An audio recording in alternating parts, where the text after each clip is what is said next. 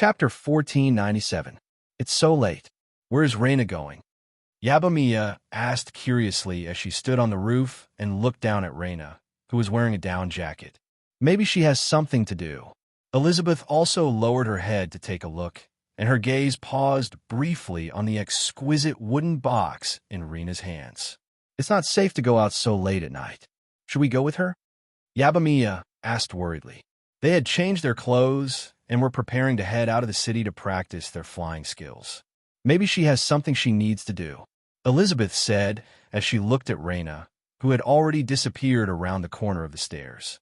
She thought for a moment and said, maybe we can protect her from afar. Okay, let's see where she's going first. Yabamiya nodded. She walked lightly to the other side of the roof and saw Reina walk out of the alley. She walked along the street and stopped in front of a tea house about 100 meters away from the ice cream shop. She seemed to hesitate for a moment before knocking on the door. After a while, the door of the tea house opened. A waiter in black walked out and exchanged a few words with Reina before inviting her into the tea house. Reina is going to drink tea so late at night? I feel so full from the supper just now. Yabamiya said in surprise. Maybe she's not going to drink tea.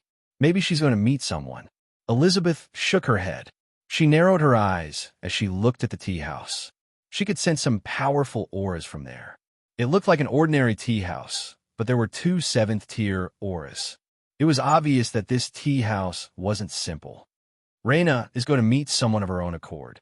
Do we need to interfere? Yabamiya was a little conflicted. Wait here. I'll go take a look, Elizabeth said. She tapped her feet lightly and flew towards the tea house. She felt that Reina's expression wasn't too good. It didn't seem like she was going to meet someone she was looking forward to. That tea house was a little strange. She was a little confused as to why Reina was going there at this time. Reina, miss, I didn't expect you to come so late. In the magnificent tea room, Bennett sat in front of the stove that was boiling tea and got up with a smile as he spoke to Reina, who had followed the attendant into the room.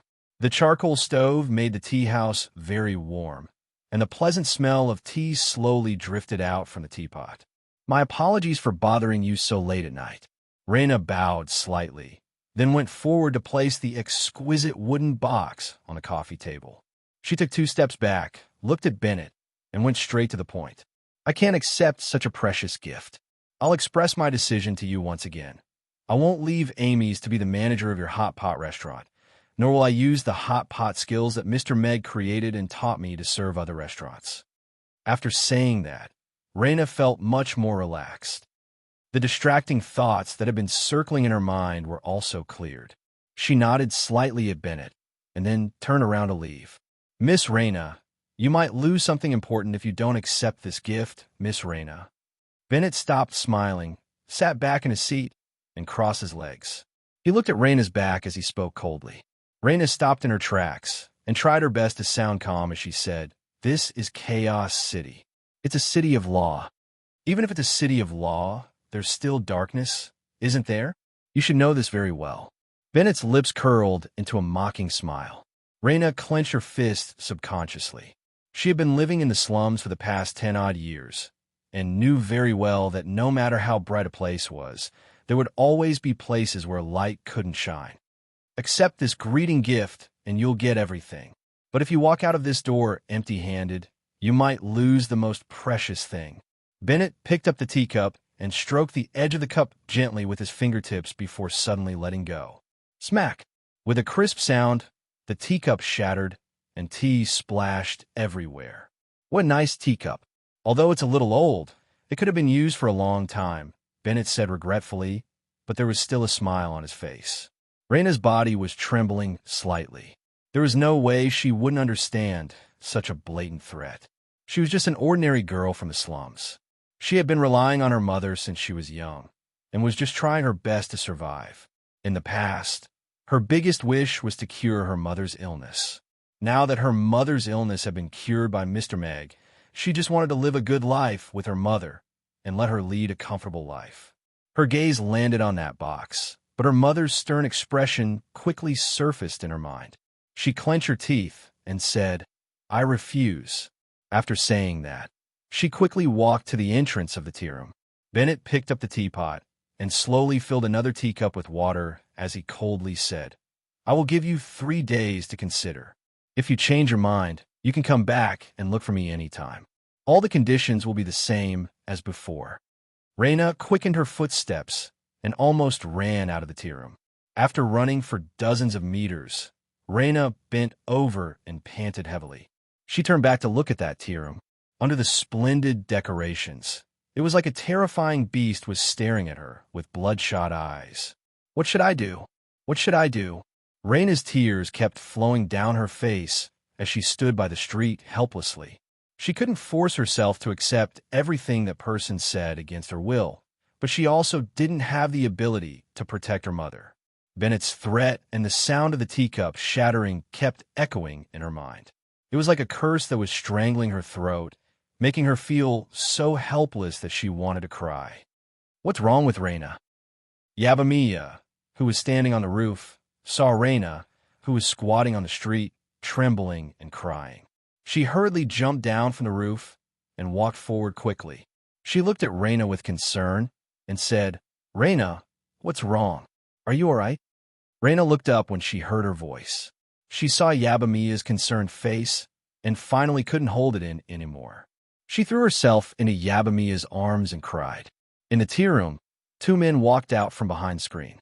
One of them, a tall and thin man, smiled and said, "Why don't you be more direct? You just have to scare a little girl like her with a knife, and I guarantee that she'll be willing to do anything.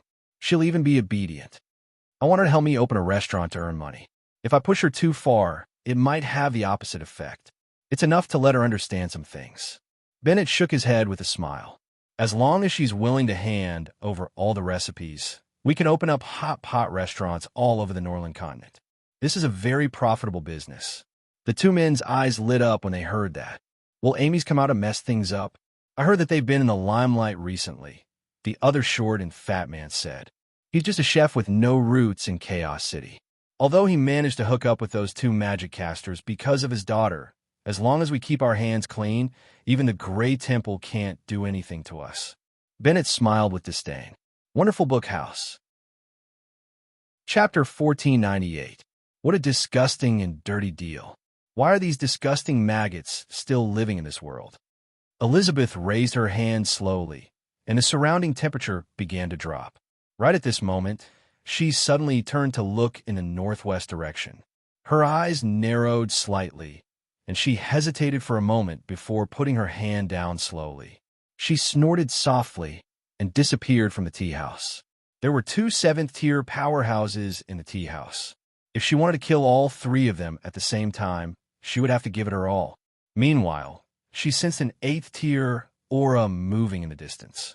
It should be a patrol officer from the Grey Temple. She still wanted to stay in Chaos City and accompany Mia as she grew up. If she acted rashly, she might not be able to stay in Chaos City any longer. Perhaps he's more suitable to deal with this kind of thing. Although he's not powerful enough, he has a lot of tricks up his sleeve, Elizabeth murmured to herself. The first person that came to her mind was Meg. "Reina, are you all right? Did someone bully you?" Yabamiya asked as she patted Reina's back gently. This was the first time she had seen Reina cry so sadly. She couldn't help but feel a little anxious. I'm fine. I'm just in a bad mood.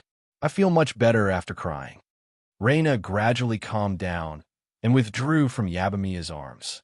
She took 2 steps back and looked at Mia's clothes that were stained by her tears. She was a little embarrassed as she said, "I'm sorry, Mia. I made you worry." "It's all right. We're friends." Mia shook her head. She felt that Reina wasn't just in a bad mood. She had seen her run out of that tea house and then become like this. However, since Reina didn't want to talk about it, she didn't pursue the matter. "It's so cold outside. Why don't I send you back? I just came out of the city to practice flying," Mia continued. "It's all right. I can go back by myself. It's just downstairs anyway." Reina wiped her tears and squeezed out a smile on her red face. She shook her head and said, "Go practice flying. I'll go back first. Otherwise, my mother will be worried." Reina waved goodbye to Yabamiya, turned around, and walked towards the house. That guy was too dangerous.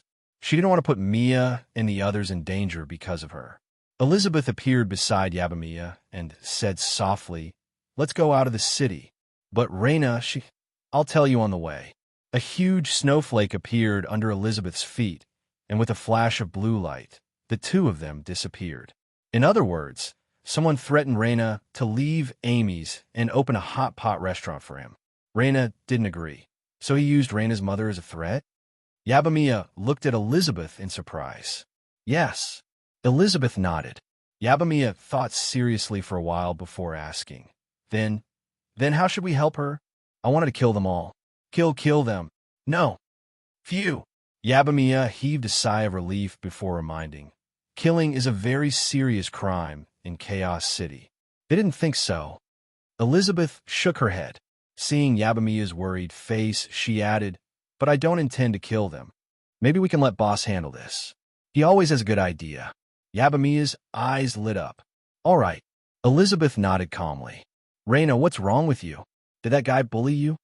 Clarence asked nervously as she grabbed Rena's hand when she opened the door and saw that her eyes were red, as if she had just cried. "No, it's just too cold outside. It's so cold that I'm about to cry." Reyna shook her head and rubbed her hands together exaggeratedly. She stomped her feet and closed the door with a smile. "It's still warmer at home." "Silly child." Karen smiled, and then caringly asked, "Have you returned the things to them?" I've returned them." Reyna nodded. Bennett's ever-changing face appeared in her mind, and she clenched her fists uncontrollably as fear engulfed her. "It's good that you've returned them. It's good that you've returned them." Karen smiled with relief. She looked at Reyna and said, "I don't want to be rich in this life. As long as I can see you living happily with a clear conscience, I'll be happy." Reyna responded softly as tears welled up in her eyes again. She walked sideways to the washroom and said, "Mother, I'm a little tired. I intend to take a hot bath and sleep. You can go and rest first." "All right, I'll place your pajamas at the door." The next morning, Reyna went out and happened to bump into Mia and the rest, who were also going out. "Good morning, Reyna." Mia greeted her with a smile. Then she naturally held her hand and said with a smile, "You're very beautiful today, too." Reyna looked at Mia's energetic smile, and her gloomy heart also warmed up a little. She smiled and agreed. She then greeted Elizabeth and the rest, and a few of them went to the restaurant together. When they walked to the entrance of the alley, Reyna instinctively turned back to look at the tea house named Ben and couldn't help but shiver. "It seems to be even colder today." Yabamia's warm hand grabbed Reyna's cold hand and smiled. "Reyna, can we eat the spicy hot pot you made tonight? I feel like it's super suitable for hot pot today." "I think so," Barbara agreed. "Me too." Connie raised her hand. Me too," Jane chimed in. "Can't we eat it in the morning?" Elizabeth asked doubtfully. Everyone was stunned for a moment and then laughed at the same time. A smile also appeared on Reyna's face. The warmth came from her palms, and her heart was also warm.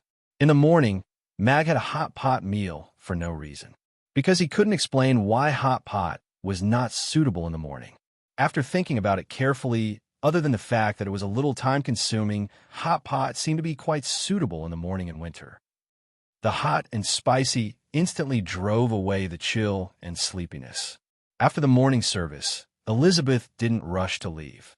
Instead, she waited for everyone to leave and then told Meg in detail about what happened last night. Has the competition in the same industry become so bad now? Meg frowned. It would be strange if no one chased after outstanding talents, but using such despicable means to threaten her family really made him feel disgusted and displeased. He knew very well what Reyna's mother meant to her. He was also a little touched that this lass still chose to stay in Chaos City in the face of such generous conditions and terrifying threats. "Let me settle this matter," Meg said coldly as he removed his apron and threw it on the table at the side. Chapter 1499. 10 minutes. I want all the information on this person. Meg walked into an information house in an alley and tossed a bag of gold coins and a piece of paper onto the counter. The sleepy-eyed shopkeeper took the bag of money and opened it. His eyes lit up immediately, and he put on a flattering smile. He kept the bag of money, picked up the piece of paper, and respectfully said, Please wait for a moment. 10 minutes later, Meg left the information house with a black cloth bag and quickly disappeared into the alley. So he's the illegitimate son of the Marquis family. He worked so hard for so many years to get the Marquis surname before his father passed away. I wonder what's his most precious thing? Meg finished reading the last piece of paper and laughed mockingly. He took out a windproof lighter and lit up the stack of information in his hand. He watched it turn into ashes in the fire, and then stepped into the snow before turning to leave this deserted courtyard. The information was very detailed, and he didn't waste the 1,000 gold coins. Bennett, the owner of the tea house called Ben, should be called Bennett Marquis. He was the illegitimate son of the former head of the Marquis family after a drunken affair. He was also the brother of the current head of the family, Bowen. However, this pair of half-brothers didn't have a harmonious relationship, and their lives were completely different. Bennett wasn't welcomed by the Marquis family because he was an illegitimate son. Even his biological father didn't care about him. He didn't even acknowledge his identity and didn't allow him to use the Marquis surname. He walked out of the slums, started from scratch, and gradually made a name for himself in Chaos City. He had many businesses under his name. That tea house was just one of his businesses on the surface. He also owned 2 casinos, 5 to 6 brothels, and controlled the slums labor and other businesses. With his performance in Chaos City's business world, he finally received recognition before his father passed away and was allowed to use the Marquis surname. In recent years, he had been working hard to raise his status in Chaos City's business world. He had put on a beautiful coat of grandeur on himself and became a great philanthropist in many people's eyes.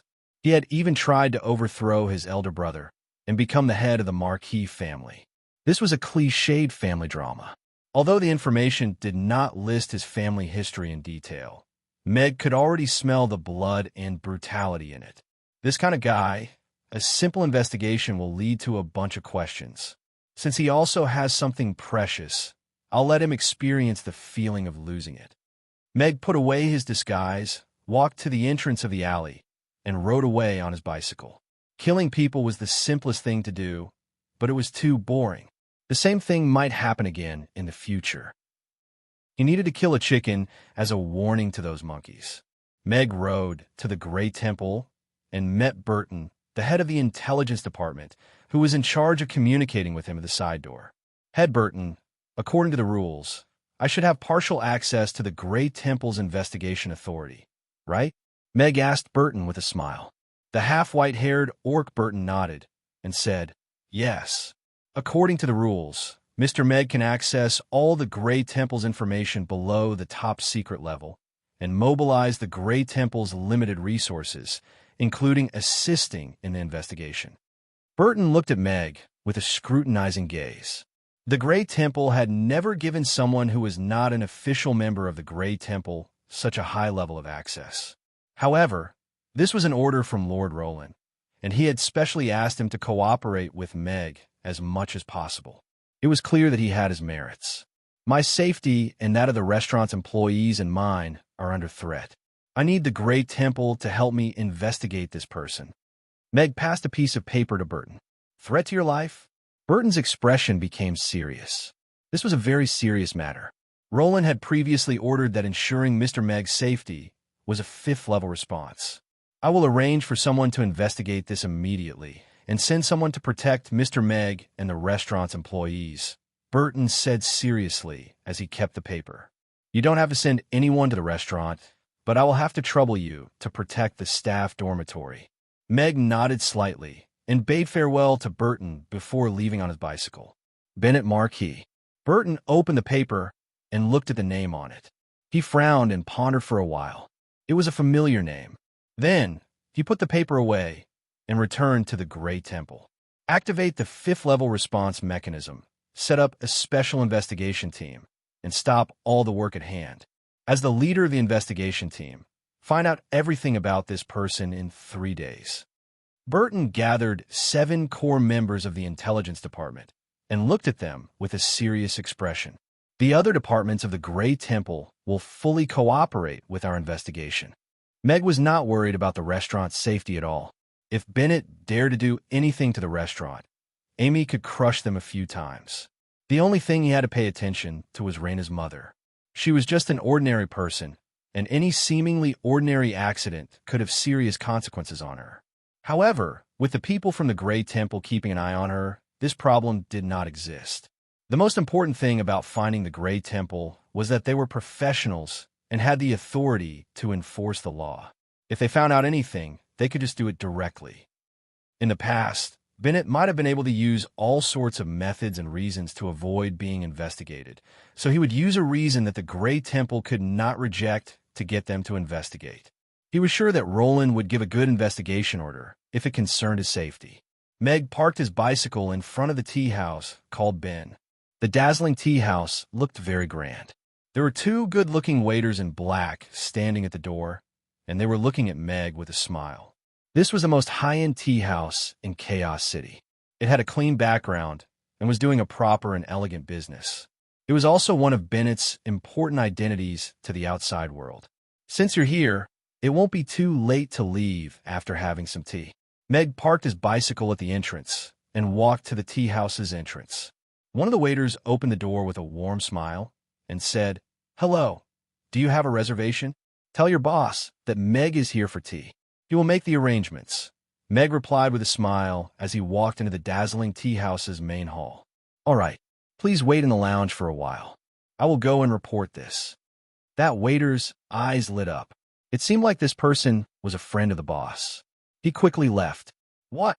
Bennett, who was snuggling in the arms of a red-haired beauty, heard the waiter's report and immediately sat up from the sofa.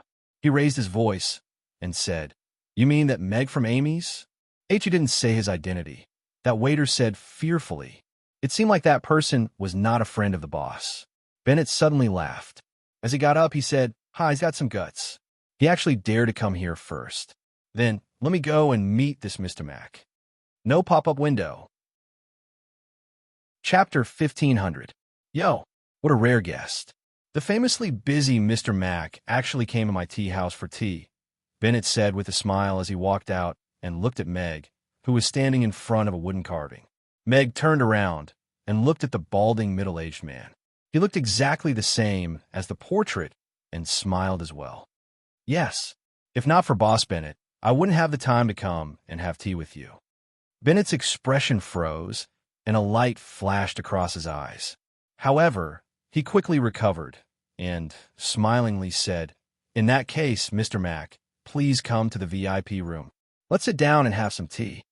"There's no need for that. I suddenly changed my mind. I don't want tea." Meg looked into Bennett's eyes and took 2 steps forward. He lowered his voice and whispered into his ear, "I came here today to tell you something. Don't touch my people. Otherwise, you will lose everything." Bennett's lips twitched, and a mocking smile appeared on his face. He also lowered his voice and said, "You are really confident. You don't have the final say in Chaos City. Let's see who she will choose based on our abilities. This is not a multiple-choice question at all, because your choice has already been eliminated." Meg smiled and turned to walk toward the door. When he reached the door, he raised his hand and smilingly said, "You'd better wipe your butt clean. It will look better when your pants are removed." This fellow. Bennett looked at Meg, who disappeared at the door, and clenched his fists with a dark expression. A tall and thin man appeared beside Bennett and softly said, "Should we teach him a lesson? Don't touch him first." Bennett shook his head. After some thought, he said, "But Miss Raina is really disappointing. Let's give her a warning tonight." "All right." The tall and thin man nodded, and a cruel smile flashed across his face. "Lose everything?" Bennett chuckled. A chef who made a name for himself by cooking really thought he was standing at the top of Chaos City. He had plenty of ways to make his restaurant close down. Meg walked out of the tea house and turned to look at the shiny golden signboard. He pushed his bicycle away under the shocked gaze of the waiter at the door. It was a gentleman's etiquette to announce the start of a good show. He never lied. If he said he was going to make all his businesses close down, he would make sure none of them were left. He was going to strip him of his clothes and let everyone see how ugly he was. Bennett Marquis. Roland looked at the brief Burton handed and thought, and nodded. I also want to see how much filth is hidden under the prosperity of the four big families. Burton nodded and left the room. Lad, did this couple's temper become better? Moreover, he had learned to seek help from the government to solve problems. This style of doing things is not like Alex at all. Roland chuckled and tapped the table lightly with his fingertips. That's good too. During this critical period, we should get rid of the unstable elements in the city first. We can also replenish the city's treasury with more legal assets. The Grey Temple's intelligence department quickly got busy. The scouts left the Grey Temple one after another and went to the designated location to investigate. Most of them are the most experienced and powerful scouts in the Grey Temple. Meg prepared a table full of dishes for lunch. Meg looked at everyone who was already seated and said with a smile, "Before lunch today, I would like to announce two things to everyone." Everyone looked at Meg curiously. Firstly, due to the restaurant's considerable profits, from today onwards, everyone's basic salary will be increased to 20,000 copper coins a month. Those who are still in the probation period will be promoted to full members immediately, and a 20% increase in salary will be established every year, Meg said with a smile. Everyone was stunned for a moment, and then a surprised smile appeared on their faces. Wow, our salary has suddenly increased by 5 times. Mia exclaimed in surprise. With 20,000 copper coins, we could buy a lot of beggars' chickens, right? Gina calculated seriously. 20,000. Raina's eyes lit up slightly, but it dimmed very quickly. To her, the amount of salary did not have much meaning now. 20,000. That's a lot of money. Jane's throat moved. She could not believe that she could get so much salary every month. After hesitating for a while, she looked at Meg and said softly, "Boss, I shouldn't get the same salary as my sisters. I can't do anything well now. I also think that the salary now is already a lot. It's many times more than my previous job. I'm just doing a job that anyone can do well. I shouldn't get paid so much." Yabamia also looked at Meg and said with a smile, "I like this job, and I like the restaurant." Without waiting for the others to speak, Meg said seriously, "As you can see, because of all of you, the restaurant can operate stably and efficiently. At the same time, we've earned very good profits. So this is what you deserve. If you refuse, it will make me look like a capitalist." This was actually something that Meg had been considering during this period of time. The efficiency of the restaurant's employees had allowed the restaurant to maintain an efficient operation with limited manpower. If a restaurant of the same size had to serve such a large number of customers every day, just the labor costs alone would be 10 times higher, not to mention the various messy things that would be brought about by the large number of customers. Meg was indeed very satisfied with this group of ladies. The low salary made him feel a little embarrassed. Raina's incident was a fuse. An employee with outstanding talent and ability should get a salary that matched her ability and contribution. Otherwise, there would be no talk of happiness. He also did not want to rely on empty promises to prolong his employees' lives. Although the others did not quite understand what a capitalist meant, they could see Meg's attitude from his serious expression. Although they hesitated, they did not continue to refute. As for the second matter, Meg looked at Raina and said with a smile, "I've decided to officially appoint Raina as the manager of the designated hot pot area. She will be fully responsible for all the restaurant's business activities related to hot pot." Me? Raina, who had a lot on her mind, was stunned for a moment. She looked up and met Meg's gentle and trusting gaze. Her gaze was a little hesitant and tangled. If it was before, she would have been very surprised. But now, she did not even know how to protect her mother, nor did she know if she could continue to work in the restaurant. She hesitated and shook her head. "I think my ability is limited. I may not be able to bear such a big responsibility. It doesn't matter what you think. If I think you can do it, then you can. Listen to me." Meg looked into Raina's eyes and said seriously and sincerely, "Please remember your identity. You are a member of Amy's.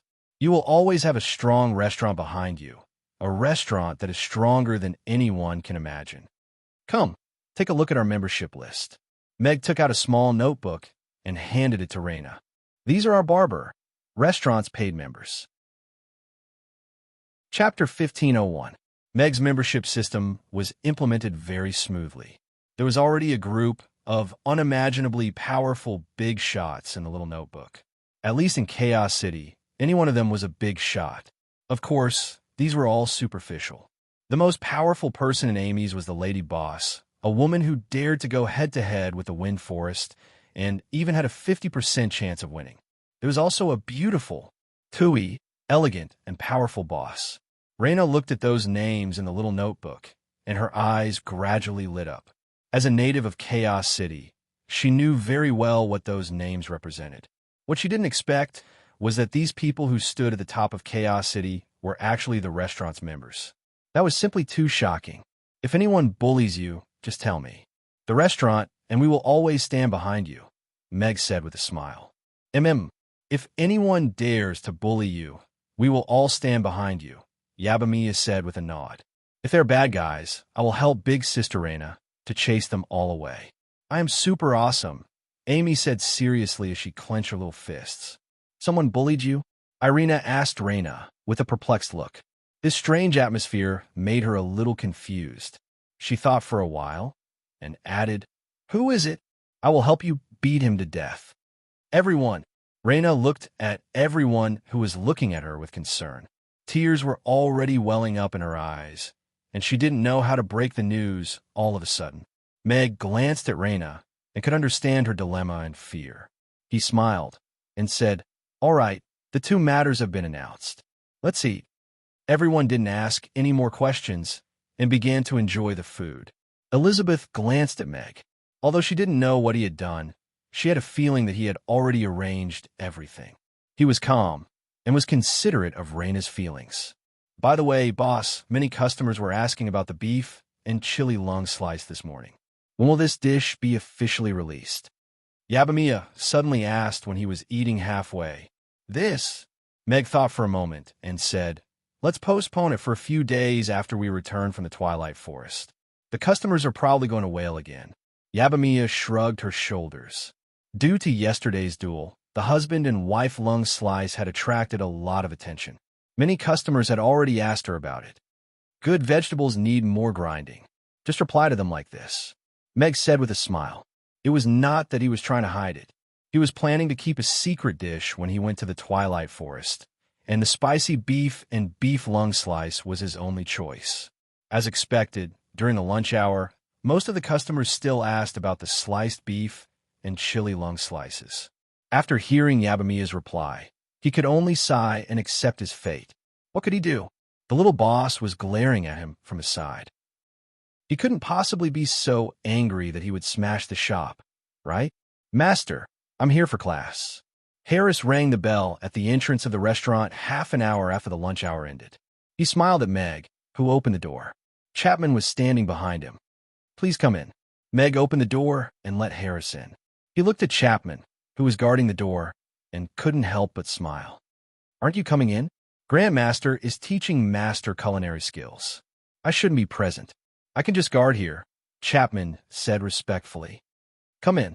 If you want to learn, we can learn together, Meg said with a smile. This disciple of Harris was indeed quite interesting. Chapman looked at Harris. Harris rolled his eyes and said, Your grandmaster has already spoken. Why are you still standing at the door? Are you a door god? Yes. Chapman nodded before following him in. Meg brought Harris to the kitchen and passed them the aprons as he said, Something unexpected happened this morning, so we can only reschedule it to the afternoon. It's all right. We don't do anything all day. Anyway, Harris replied with a smile. He didn't mind being stood up in the morning at all. He looked at Meg's kitchen with sparkling eyes and exclaimed, Master, your kitchen is too professional, isn't it? Those two giant luminous pearls embedded in it must be very expensive, right? And these shiny kitchen utensils, how did you keep them so bright all the time? This wall of knives is too comprehensive. I didn't expect there to really be a chef who can keep the kitchen so clean and tidy. It's unbelievable. Those two on top are for lighting. The kitchenware is made of stainless steel, so these knives are not used under normal circumstances. One fathead fish is enough to deal with 99% of the situations. As for keeping the kitchen clean and tidy, Isn't that the most basic thing a chef needs to do? Meg replied calmly. There are many chefs who know that, but I have only met 3 who can seriously carry it out. Master is one of them. Harris retracted his gaze and looked at Meg with a smile as he said, However, this is indeed something that is worth carrying out. All right, then let's start learning this husband and wife lung slice now. Before we start learning officially, let me tell you about the origin of this dish. Meg quickly got into the role of a master with a serious expression. The most direct benefit of the Great Teacher Talent Point +1 was that he didn't feel any sense of shame when he called himself a master. At the same time, a set of teaching words was automatically generated in his mind. Harris and Chapman listened attentively. The latter even took out a small notebook and took notes as he listened. He was totally at the level of a learning committee member. As for that skill called Midas touch, Meg originally thought it was a standard skill of an alchemist, and that it would open up the path to riches for those who were poor. He didn't expect it to be a stupid brain represented by stone. Midas touch skill description. Performing the Midas touch skill on the user once would allow the user to quickly understand and accept the knowledge imparted. Even the stupidest brain could become smart. This was the best cheat for a teacher. With this skill, even if Meg couldn't continue running his restaurant in the future, he would still be a special grade teacher at any school. However, there was a condition for using this skill. The user had to be the disciple or grand disciple of the caster. Meg roughly explained the origin of the husband and wife lung slice, but he neglected some details and parts that weren't easy to explain. Then, he walked to the stove and picked out the spices from a spices section as he said, The braising of the husband and wife lung slice is the most crucial and important step.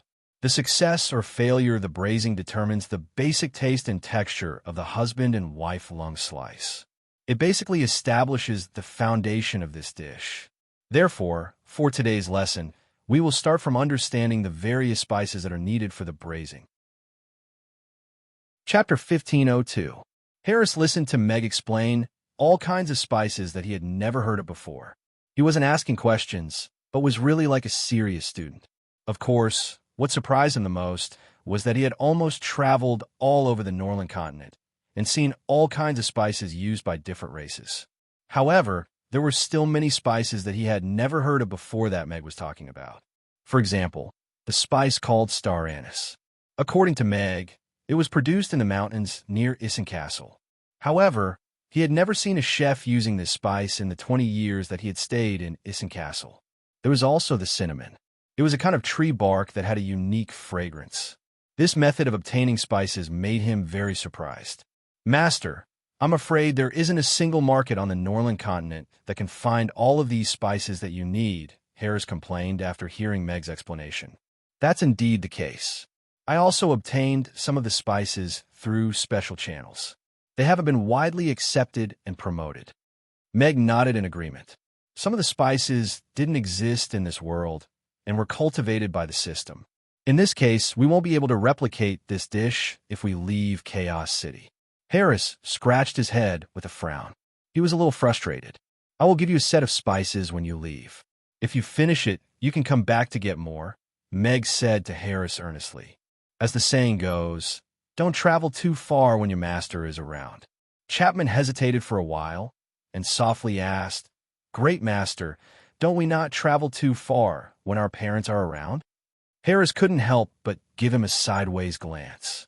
He was obviously taking advantage of him. That's roughly what it means. Meg nodded calmly and continued. Knowing the spices is only the first step. Next, we have a talk about how to braise it. This is a step to let the beef and beef offal absorb the spices perfectly. It's also the most important step in the dish, husband and wife lung slice. A pot of premium braising sauce can give the meat a soul, and these spices are the real main characters. Meg continued to explain. He set up a wok and began to demonstrate the operation of the wok. As a veteran chef with decades of experience, these steps were extremely simple for Harris. To him, what he learned was more about Meg's understanding and application of spices. If he could add a large number of spices together, it would create a more wonderful taste instead of restricting and affecting each other. Chapman, on the other hand, was a very honest and good student. He He remembered every step that Meg explained in detail.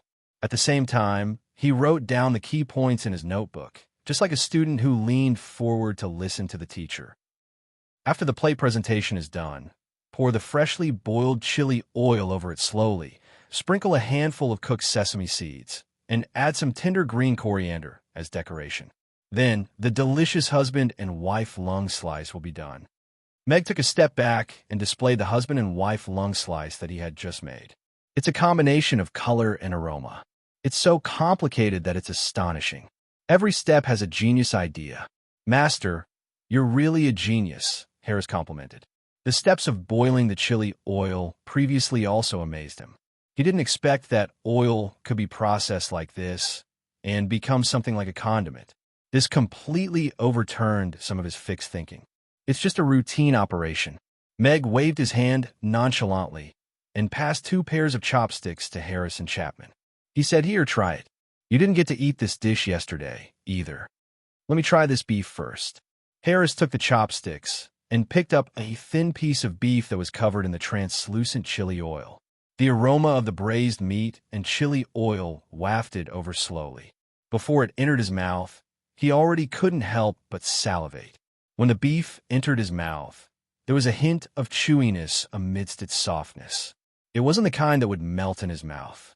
The aroma of the meat blossomed slowly as he chewed and exploded into a deliciousness that made his taste buds go crazy under the influence of the chili oil.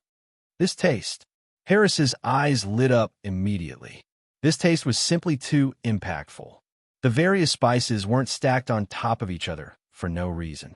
Every single one of them was emitting a unique fragrance, making the taste of this mouthful of meat extremely layered. The rich aroma exploded in his mouth and was intoxicating. Slash! With a crisp sound, the cotton robe that Harris was wearing actually tore open. This dish has actually reached the level of making Master's robe tear open.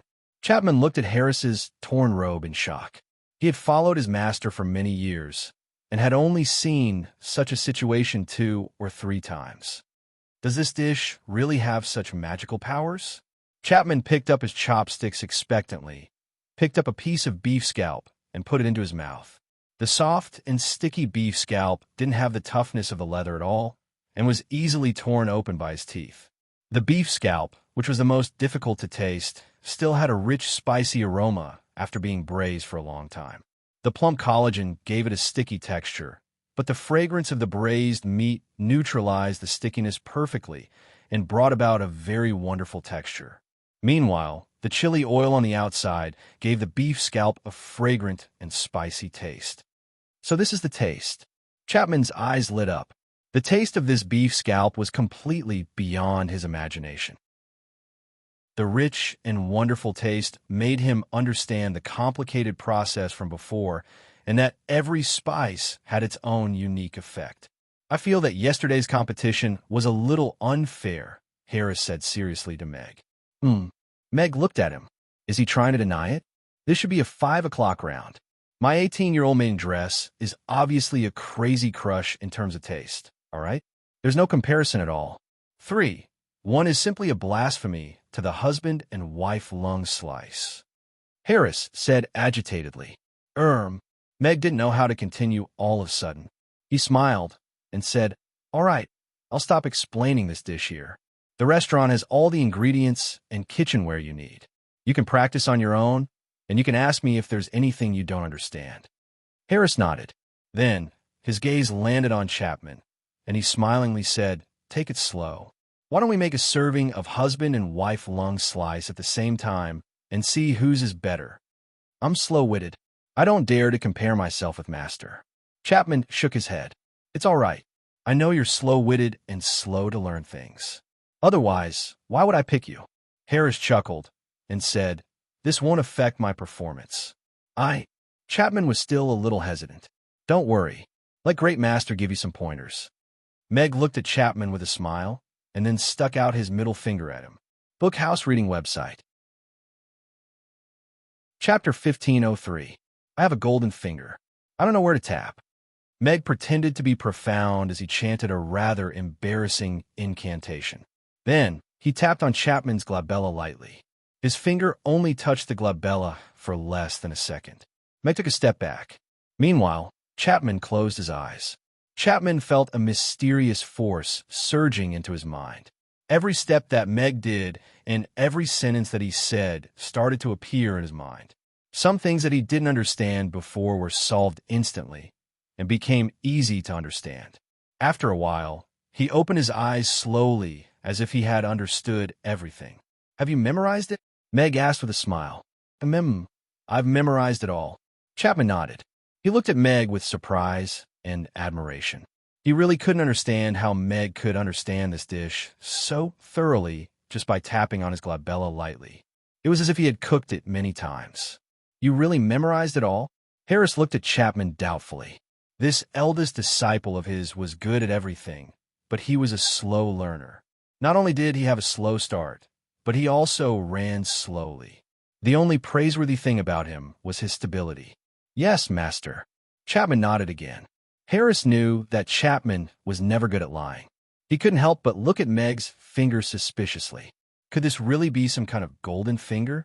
He learned it just by tapping on a little. However, as his master, he naturally couldn't back down at this time. He smiled and said, "All right, since this is the case, let's have a culinary duel today. The husband and wife lung slice will be the duel. My master will be the judge. Let's see whose dish is better." "Yes." Chapman nodded respectfully and didn't reject anymore. "Since this is the case, let me be the judge for this duel between the master and disciple. First, I will definitely not let my emotions affect my decisions. Second, I will definitely not miss out on any bad thing. Third, I will definitely be fair and beautiful as the judge. Judge Meg, come in.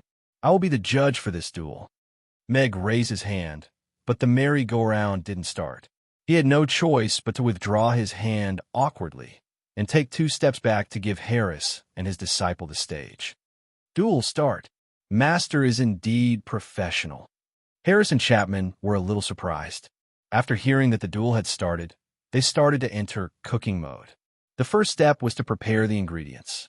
Choose the spices needed for the braise from the hundreds of spice boxes. That would test if they were serious about the lecture and how much they knew about the spices. Harris looked at the spice box and fell in a deep thought. He had remembered everything with his eyes earlier, but he couldn't really recall which box Mag took the spices from. After pondering seriously for a while, he picked out a few spices with obvious characteristics, such as star anise. He could only rely on his sense of smell to identify the rest. On the other hand, Chapman was casually grabbing various spices from the spice box and throwing them into the pot one by one. His movements were skillful and casual, as if he had a plan in mind.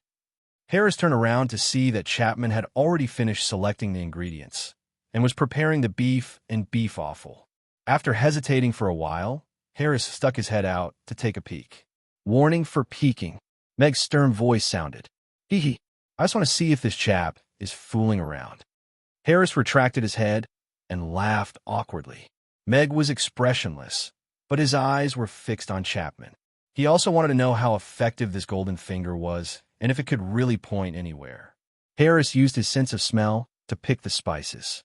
Although he was a little slower, he still chose the spices that he needed accurately. However, by the time he was done, Chapman had already put the meat into the braise pot and started to braise it. Sigh. His start is not slow at all this time. In fact, it's shockingly fast. Harris was a little surprised. He was even more curious about what Meg gave Chapman. It actually had such a miraculous effect. Or could it be that Master secretly tutored his disciple's disciple behind his disciple's back? Another thought popped up in Harris's mind, but he quickly eliminated it. They didn't have the time to commit the crime. "I didn't expect that there would be a day where I would need to be serious when facing Man-Man." Harris sighed, and a serious expression also appeared on his face. He carefully recalled Meg's cooking process and began to cook according to it. Meg stood at the side and watched quietly. He observed the details of the two of them cooking, but didn't point out or correct them. He could tell that Chapman, who had been instructed by him, had done the details very well. His understanding of the dish husband and wife lung slice was obviously very deep. Meanwhile, Harris also displayed strong comprehension and execution with his superb knife skills and decades of experience as a chef. The details were impeccable. However, he had only seen Meg's operation and explanation once, so he would pause at some steps. Man, let me take a look at your notes," Harris said to Chapman. Harris said to Chapman and explained calmly, "I didn't forget. I just wanted to confirm a little. This is the most basic serious attitude of a chef. You have to learn it." "Yes, master." Chapman passed the notebook to Harris with a look of being taught. Meg's lips twitched. "Who would believe you? Old man, you're very bad. This red oil needs to be added first, and then this." Harris flipped through Chapman's notebook seriously. On the other side, Chapman had already poured the boiled red oil into a big bowl. About half an hour later, Harris poured the boiled red oil onto the thinly sliced beef and beef offal, and a serving of red husband and wife lung slice was completed. On the other side, Chapman had already finished a few minutes earlier. Harris took a look at the husband and wife lung slice that Chapman made. The style was basically the same as his. After all, Chapman was a disciple that he brought up. He had a strong drive, and his knife skills that had been honed for close to 20 years were only slightly worse than his. "Why do I feel a little nervous? This shouldn't be." Harris raised his eyebrows slightly as he felt his heart start to race. It was fine if he lost to Meg. After all, there was always someone better than him. However, if he lost to a disciple that he brought up himself, that feeling would be a little strange. The cooking is over. Now, let's enter the tasting and judging segment. Meg snapped his fingers and gestured for the two contestants to bring their respective husband and wife lung slice forward. From the looks of it, there is almost no difference between the two servings of husband and wife lung slice. The exquisite knife skills allowed the thickness of every slice of meat to be very uniform. They spun and spread out on the plate like a blooming flower. What made Meg a little surprised was Chapman's knife skills. He looked a little dull, but his knife skills were extremely exquisite. He was only slightly worse than Harris, and his overall standard should be above Harris. "Let me try." Meg picked up a pair of chopsticks and picked up a piece of beef from Harris's plate. Chapter 1504. The thin beef was wrapped in a layer of crystal-clear chili oil. As he got closer, the spicy aroma of the chili oil wafted over. Judging from the color, it was bright red and glossy. Smelling the aroma, it was spicy but not pungent. The appearance and aroma had basically met the basic requirements of husband and wife lung slice. Then, he put it into his mouth. The beef was soft and tender, and melted in his mouth with a gentle bite. The spicy aroma bloomed in his mouth and intertwined with the aroma of the beef. It was indeed delicious. However, Meg's brows furrowed slightly. After pondering for a while, he picked up a piece of tripe and put it into his mouth. The tripe was still considered crispy, but there were some parts that were hard to chew and swallow after chewing. Meg was deep in thought and roughly determined where the problem was. Harris looked at Meg nervously as he waited for his comments. However, Meg put down his chopsticks and didn't comment directly. Instead, he rinsed his mouth carefully with mouthwash, changed to a clean pair of chopsticks, and picked up a piece of beef as well. From the appearance, it didn't look much different from Harris's, but the aroma of the chili oil was richer. After putting the beef into his mouth, he chewed it gently. The tender texture gave him a refreshing feeling, while the aroma of the beef, the spiciness of the braised meat, and the spiciness of the chili oil exploded in his mouth, bringing about a surprising texture and a wonderful taste. Meg nodded. This was the correct taste. It was tender and not soft and tender. It looked similar, but the texture and taste in his mouth were completely different. What determined all of this was the control of the heat. The aroma of the chili oil was also richer than Harris's. The taste of the chili and other spices had been completely boiled into the chili oil. Then, Meg picked up a piece of tripe and put it into his mouth.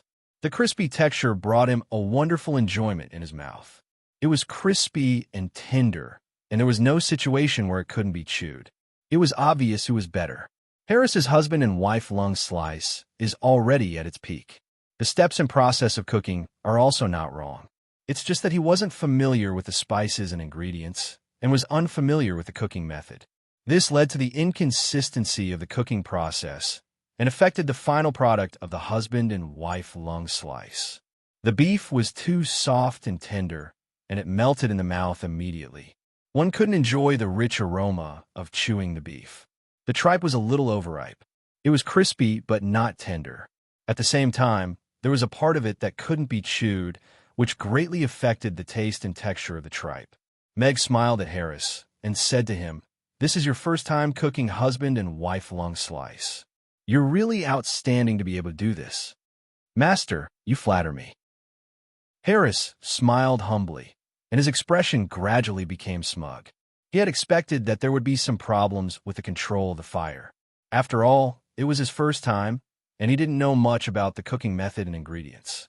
It was indeed not bad to be able to replicate it as completely as possible. Mag continued to look at Chapman and said, "However, in comparison, Chapman's husband and wife lung slice has already reached a rather high standard. Regardless of whether it's the boiling of the chili oil or the braising of the beef and beef offal, they have all shown his understanding of this dish. Moreover, in terms of the control of the fire, he had a perfect grasp of the rhythm. The tender and dregs of beef and the crispy and bouncy tripe of beef perfectly displayed the essence and deliciousness of the husband and wife lung slice. To be able to produce such a level of husband and wife lung slice on his first try, he is worthy of being called a genius." The smile on Harris's face gradually froze, and he suddenly felt that something was amiss. There is a huge gap between being outstanding and being a genius. He had never thought that these two words would be used on him and Chapman one day. Furthermore, he was the outstanding one, while Chapman was the genius. Therefore, for this duel of husband and wife lung slice, I chose Chapman's husband and wife lung slice. Meg raised his finger and pointed at Chapman. "It can't be." Harris's expression collapsed. Such a thing actually happened. One had to know that Chapman was indeed a very slow learner. Every time Harris taught him a new dish, he would need at least a month to master it. However, he actually managed to master it after watching Meg's demonstration and explanation just once today. This wasn't Chapman at all. Chapman hurriedly shook his head and said, "I am slow-witted. It is all thanks to great master's guidance that I can understand and comprehend the husband and wife lung slice so quickly. I dare not say that I can win against master. Let me try it too." Harris was still a little unconvinced. He picked up his chopsticks and picked up a piece of beef that he had made. Just like what Meg had said, the beef was too soft and there was almost no texture. It had lost the original taste of beef. This terrible texture. Harris frowned. The problem with the heat control was indeed very serious. It had completely lost the original taste that he should have. He then picked up a piece of beef that Chapman had made and put into his mouth. The tender texture, together with the spicy chili oil, the fragrance of the braised meat, and the more he chewed, the more fragrant it became. It gave him a double pleasure of chewing and tasting. "I suspect that you have been acting as me all this while." After a long while, Harris put down his chopsticks silently and looked at Chapman with a complicated expression. Chapman was sweating and didn't know how to continue the conversation. Harris then heaved a long sigh of relief and rejoiced. "Luckily, I calmed down just now and didn't bet on another master. Compared to these two servings of husband and wife lung slice, this one that I made is indeed completely crushed. The difference is not only in the control of the details, but also in the understanding of this dish," Harris said frankly. However, he still looked at Meg curiously. "Master, how did you enlighten this blockhead?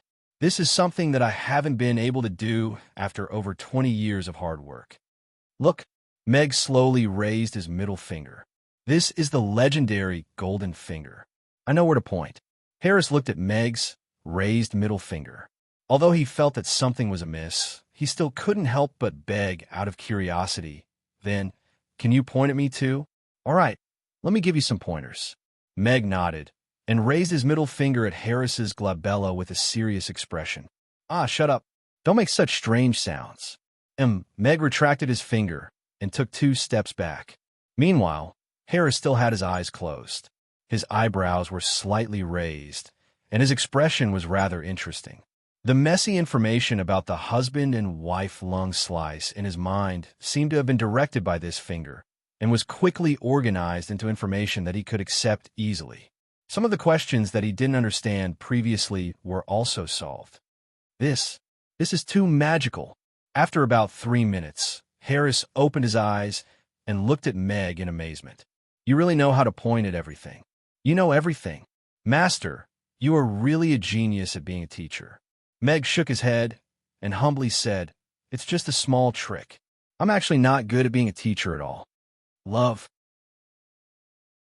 Chapter 1505. In the tea room, Bennett lifted the lid of the teapot and put some tea leaves inside. He closed the lid again and continued to boil the tea. Boss, 2 orcs got into a fight at the gambling den in the West City today.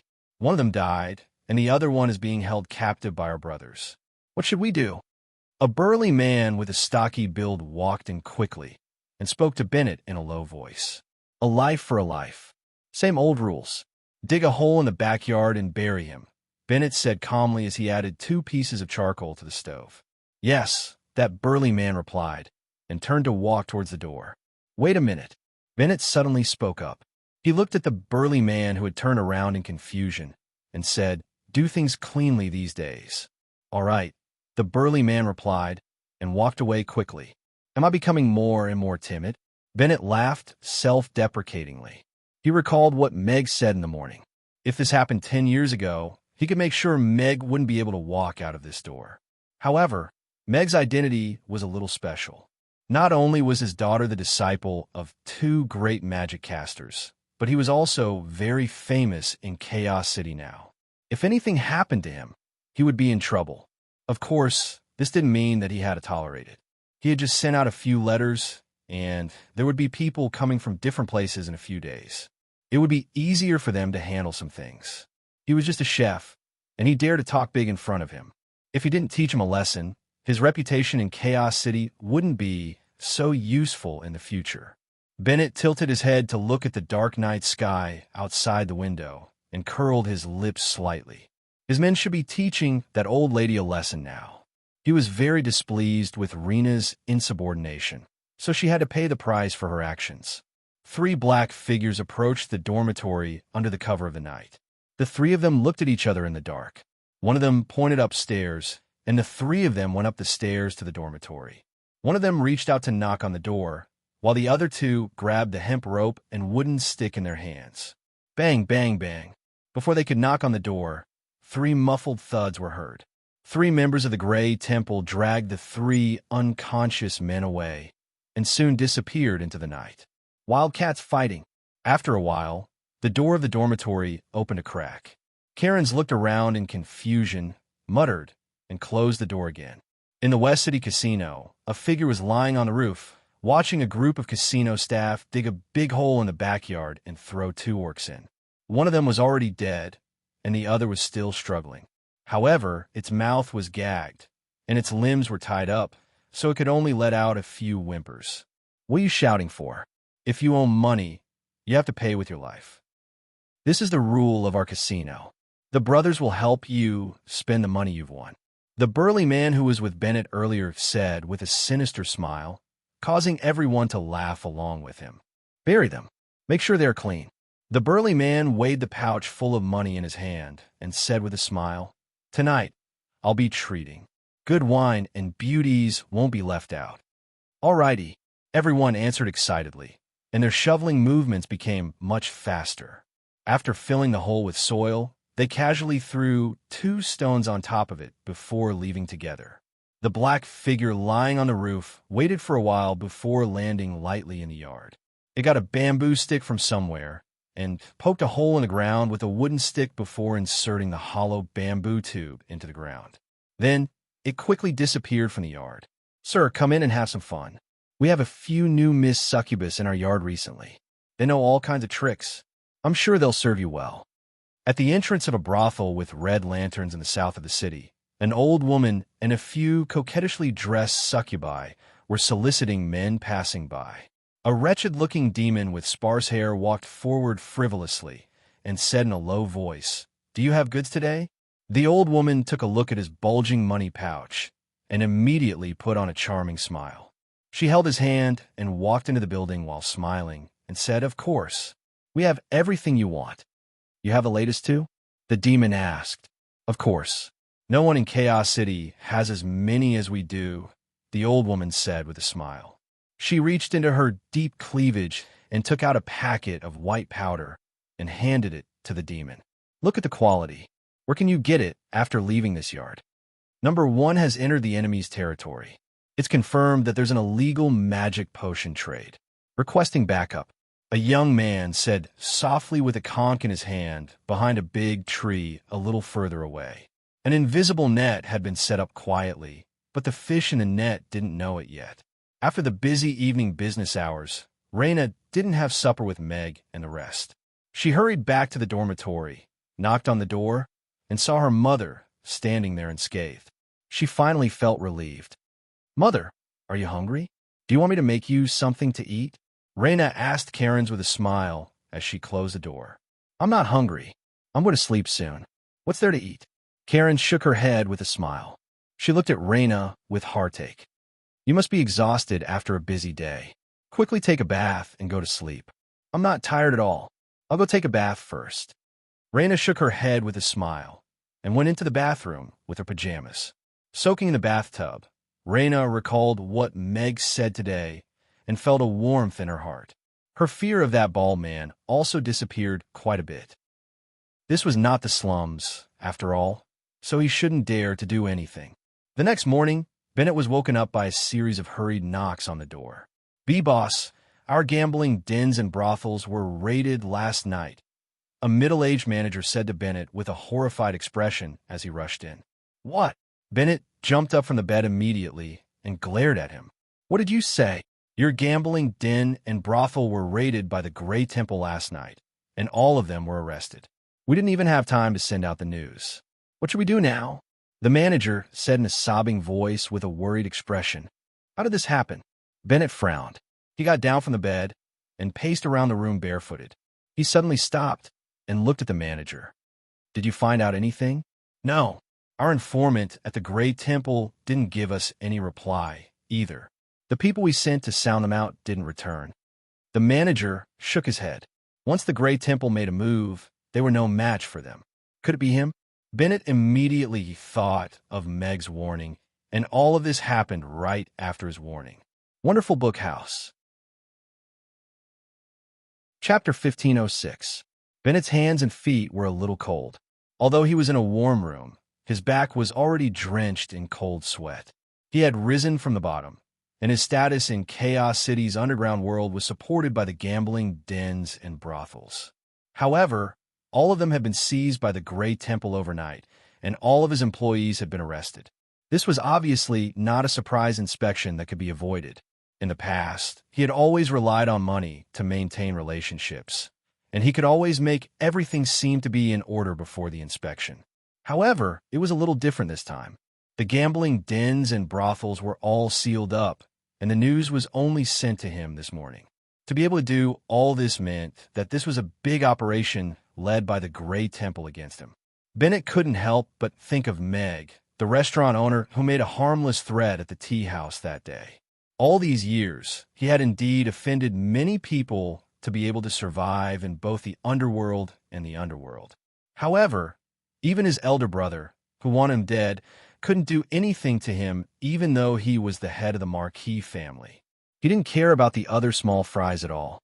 If it was Meg, how could a small restaurant owner like him have the ability to influence the Grey Temple to make a move on him? And it was such a large-scale operation. Bennett felt a headache and heartache. Although he had been clearing his name all these years to get himself out of those illegal businesses and become a successful businessman, he still needed to maintain this kind of operation. Take that tea house, for example. Although it was known as the best tea house in Chaos City and served guests of different identities every day, it had been operating at a loss until now. All this money came from the gambling dens and brothels. Although he tried his best to draw a clear line between these two, he had to admit that these things were indeed his most precious things. Losing these two things meant that he had lost his source of income. It was as if he had lost everything. How the gambling dens and brothels completely severed their ties with me? Bennett asked that manager. Yes. Apart from a few trustworthy people, no one else knows that these gambling dens and brothels belong to you. That manager quickly nodded. They've been arrested too? Bennett frowned. Don't worry, they are very tight-lipped. They know the consequences of betraying you, so they definitely won't reveal you. The steward patted his chest and promised. Bennett heaved a sigh of relief. As long as he was not implicated, there was still room for negotiation. He said in a low voice, "Go and find out more about the situation. Be careful. Don't get yourself involved." Yes. The supervisor left in a hurry. So be it if the casino is gone. At least I'm still a member of the Marquis family. As long as the hot pot restaurant can open successfully, I'll snatch the position of the patriarch from Bowen's hands sooner or later. The Marquis family should be inherited by me. Bennett muttered to himself in a low voice as he clenched his fists slowly. In the gloomy dungeon, there were all kinds of torture instruments hanging on the walls. Screams came from all over the prison cells, accompanied by the crisp and clear sounds of whips. Boss, those tight-lipped ones have been pried open. The boss behind these gambling dens and brothels is Bennett Marquis. Over 50 corpses were dug out from the backyard of the gambling dens. Most of them were gamblers who caused trouble at the gambling dens or gamblers who won quite a bit of money from the gambling dens. The brothels also seized a large batch of illegal magic potions. Last night, we followed the clues to their pharmaceutical base and caught a batch of poison magic casters. The boss behind this is also Bennett. A member of the Grey Temple's intelligence department walked into Burton's office with a thick stack of confessions. He placed the confessions on Burton's desk and proudly said, "How can there be a mouth that our intelligence department can't pry open? This is really a big fish. If I didn't investigate, I wouldn't have known that there was such a ruthless person hiding in Chaos City. Furthermore, he has almost cleared his name." Burton also picked up the stack of confessions in surprise and flipped through it casually. After that, he looked up at that subordinate and said, "Focus on investigating. Find out who is protecting the Grey Temple and the City Lord's castle. I want to see who is the one who is so powerful as to raise such a jackal right under our noses." Yes, that subordinate closed the door and left. Burton looked at the stack of confessions and pondered for a while before picking them up and walking to the Lord's office. This was a big case, and it was no longer as simple as threatening Meg. He had to ask the Lord for instructions. It involved the interests of all parties, and his authority was probably not enough. However, he was sure of one thing. That illegitimate son of the Marquis family was doomed. In an office of the inspection department, a middle-aged man punched the wall with a gloomy expression and said, "Damn it. The intelligence department got a high-level authority from somewhere and directly went around me to wipe out all of Bennett's gambling dens and brothels. I still don't know what they are investigating, but the intelligence department didn't say anything. They just said that they didn't have enough authority and pushed me back. Captain, what do we do now? Will this matter be traced back to us?" Two men in the inspection department's uniform asked nervously as they wiped their cold sweat. The man who was addressed as the captain retracted his fist and quickly calmed down. He shook his head and said, "Don't panic. Not many people know about this. It was all discussed at Bennett's tea house. As long as Bennett isn't investigated, we will be fine. Moreover, we only got a little bit of this money." The two men heaved a sigh of relief when they heard that. Their eyes lit up when they heard the second half of the sentence. The middle-aged man continued, "However, we have to figure out the reason for this sudden attack. Even if we don't help to bail him out, we have to at least understand the situation so that we can react accordingly. All right, let's go to the intelligence department to find out more." The two men left quickly. The middle-aged man paced around the room and muttered to himself with a grave expression, "This situation has to be reported to that lord. It has to be suppressed. Otherwise, who knows how many people will be implicated." Meg woke up early as usual. He turned off the alarm clock at the bedside and was about to get out of bed when the two little fellows pounced on him. Meow, dragons roar. Meg couldn't help but smile as he looked at the two little fellows who were lying on his left and right and pretending to be fierce.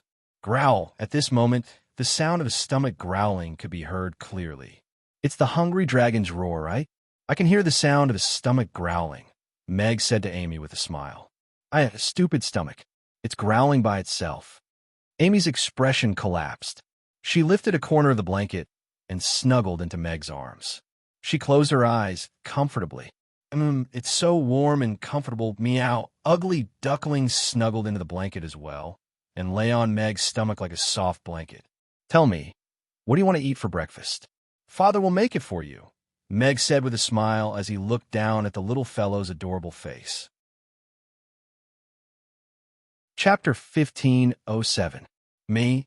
Amy tilted her head up and thought seriously for a while before saying, I want to eat rainbow fried rice today. Beautiful rainbow fried rice. All right, then Father will make rainbow fried rice for you later, Meg said with a smile as he lowered his head and kissed Amy's hair gently on her forehead. It's so ticklish. Amy shrank into Meg's arms and giggled. After breakfast, Meg sent Amy to class on his bicycle. When he passed by the tea house, he slowed down and took a look. It seemed to be no different from usual. The operation hasn't started yet? Meg thought to himself. However, judging from Raina's expression in the morning, she probably hadn't been harassed last night, so he didn't think too much about it. He wasn't worried that the Grey Temple would ignore him. This fellow was problematic. He didn't even need to do anything. As long as the Grey Temple was willing to put in the effort to investigate, they would definitely find him. The most precious thing for a person who worked hard to clear his name was his reputation. What he was most afraid of was the things that he had hidden while being pulled out of the water again. Meg had plenty of ways to deal with this kind of person.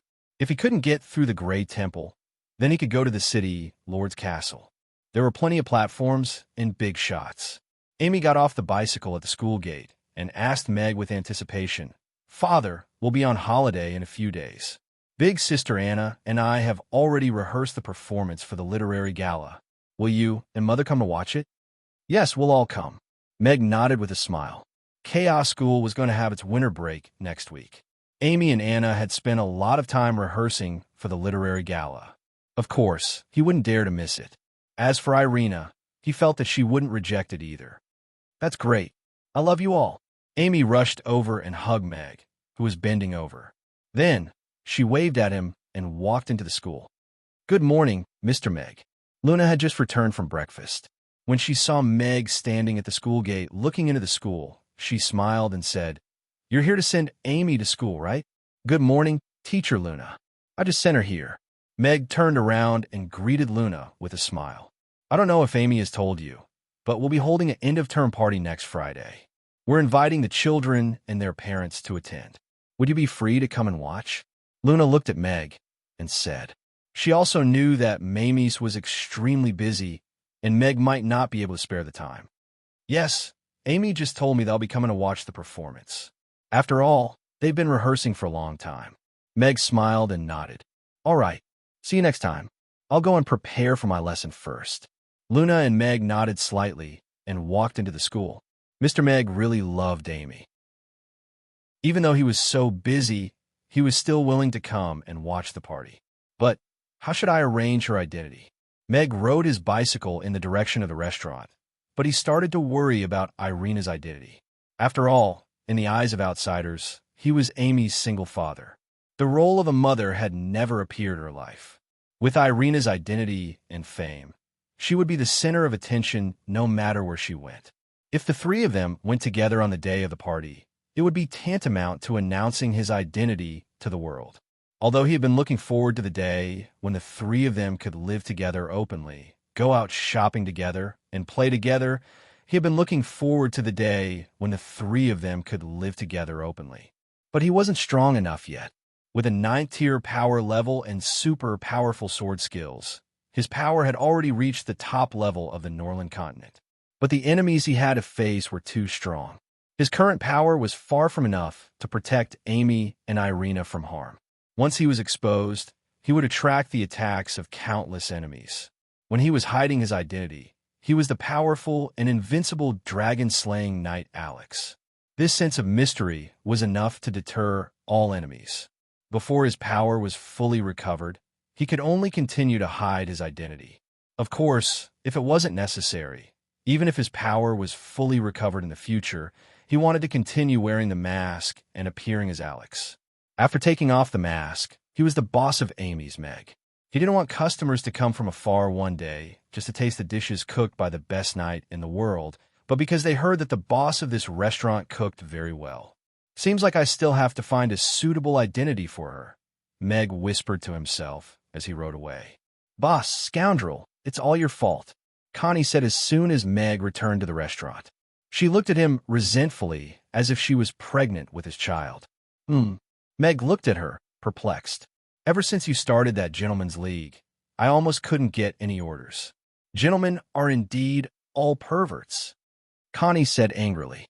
Those scoundrels were originally mine, but now they've all been snatched away. Meg didn't know whether to laugh or cry. The Gentleman's League had taken care of most of the perverts in Chaos City, but they had indeed snatched away Connie's training resources. He smiled and said, those useless idiots are no longer of much use to you. There's still a few days left.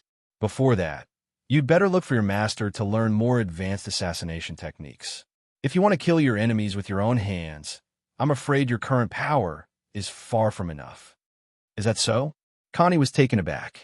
After thinking for a while, she nodded and said, all right, I'll look for my master tonight to teach me a new technique. Meg didn't bother with her anymore.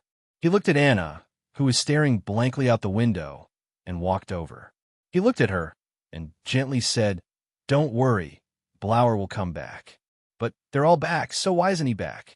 Anna looked up at Meg with concern in her eyes. Perhaps he was delayed by something on the way back. I've already asked someone to look for him. Once we find him, we'll go and bring him back. Meg consoled her. He was indeed a little worried that Blower hadn't returned to the restaurant. It was most likely because of his father. Hence, when he met Michael and Roland last time, he specially asked them to look for Blower's whereabouts. However, they hadn't received any news so far. What he could be sure of was that at least he hadn't fallen into the hands of the Wind Forest, and his current whereabouts were unknown. Anna replied softly. She was still staring blankly out the window. Meg reached out to pat Anna's head gently. He took a look at the clock on the wall and walked toward the door. Welcome, Amy's. Meg opened the door with a smile. Another busy day had begun. Chapter 1508. After the morning business hours ended, Meg went to the factory in the north of the city. Irina personally supervised the 20,000 night elves to build an exquisite log factory in a large open space in the north of the city. If it weren't for the eye-catching chimneys, Meg would have thought that he had entered an art park. Of course, the combination of chimneys and exquisite wood carving factory also showed a shocking sense of contrast. Why are you here? Irina, who had arrived at the factory early in the morning, looked at Meg, who walked into the office, and was a little surprised. I came to see how the construction of our art hall is going, Meg said with a smile. Isn't it a factory? Irina opened the window. Her office was on the 5th floor, and she could overlook several factories around her. Probably only the elves can build a factory so beautifully. Meg also walked to the window and looked at the factory that was almost completed. At a glance, the perfect combination of industry and nature made him a little amazed. I have a question to ask you. Irina pointed to the chimneys of the textile factory that were emitting black smoke and frowned slightly. The smoke emitted after burning coal is poisonous and will have a very bad effect on plants and animals. I don't think it can continue to be emitted like this, and it shouldn't be promoted on a large scale. Meg looked at the chimneys that were emitting black smoke that flew into the blue sky and didn't dissipate for a long time. He didn't expect that the Environmental Protection Agency would still catch him. But looking at this scene, Meg thought of the United Kingdom during the First Industrial Revolution. The tall chimneys announced the arrival of the age of steam, but humans still had to pay for everything they had done. The environment deteriorated, diseases were rampant, and the blue sky no longer existed.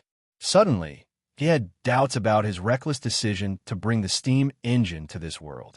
If this world entered the age of steam under his intervention, would it be beneficial or harmful to this world where magic existed? Meg could not confirm the answer now, nor did he have the ability to deduce the overall situation. However, he was certain that if the steam engine was popularized and developed disorderly, the blue sky might be lost forever. This is indeed a problem that gives people a headache. Meg nodded. The burning of untreated coal produced a large amount of waste gas. Elves were close to nature and were very sensitive to this. Meg was silent for a moment before he said, I will do some preliminary processing of the coal and remove sulfur from the smoke to reduce the emission of toxic gases. How much can it be reduced? Irina asked. Currently, the methods we can use are limited. We can probably remove half of them, Meg said after some thought. All right, I'll take care of the remaining half. Irina smiled sweetly. I was still thinking about how to deal with the other half. This way, we can achieve a non-toxic discharge. Huh? Meg looked at Irina with some surprise. I've planted a plant called absorption grass in a new chimney. It can survive in very extreme places and has a very strong absorption and purification ability. I've tested it. In a 50-meter-long chimney, it can effectively purify more than half of the toxic gases and then turn them into harmless substances, Irina explained. There's such a thing. Meg was really a little surprised.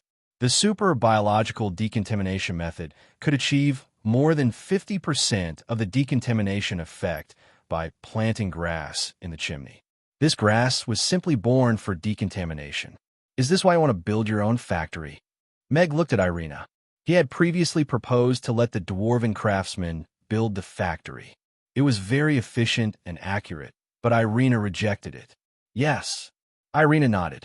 She looked down at the busy elves and said with a sense of mission, we believe in the God of life and are close to the nature that nurtured us. We also love the existence of other life forms. There's no way we can accept the destruction and exploitation of nature to gain wealth. However, these iron lumps that can move by burning charcoal are not only used for a few factories, right? Irina turned to look at Meg. Yes, this is a joint project between Miss Hill, Chaos City's City Lord's Castle, and I. The initial purpose is to launch the steam train and then apply the steam engine to production to increase production efficiency. Meg nodded. These few factories could be considered as pilot projects. It might not take long for the steam engine to take over the world on a large scale and drag this world into the steam age. Can you control it? No. Meg shook his head. No one could stop the high efficiency from replacing the low efficiency. He had already released the steam engine monster, and he no longer had the ability to take it back. Irina's brows furrowed. Meg pondered for a while and said, however, I might be able to get them to lower the emissions and reduce the damage to nature. But that's still damage. Irina's brows were still furrowed. Meg fell silent. Although he felt that this was unavoidable, it was just as Irina had said. Even if the emissions were reduced, it was still damage. Humans couldn't cherish and love nature and life like elves. Will it be okay if Amy can't see such a blue sky one day? Meg's heart suddenly skipped a beat. Amy had a pure heart like an elf, and her love for nature and life was no different from an elf's. If the blue sky and white clouds disappeared one day, she would definitely be very sad. I'll do my best to prevent that day from coming, Meg promised seriously. I'll be with you. Irina smiled at Meg. Meg looked at the green factories below, and a smile also appeared on his face.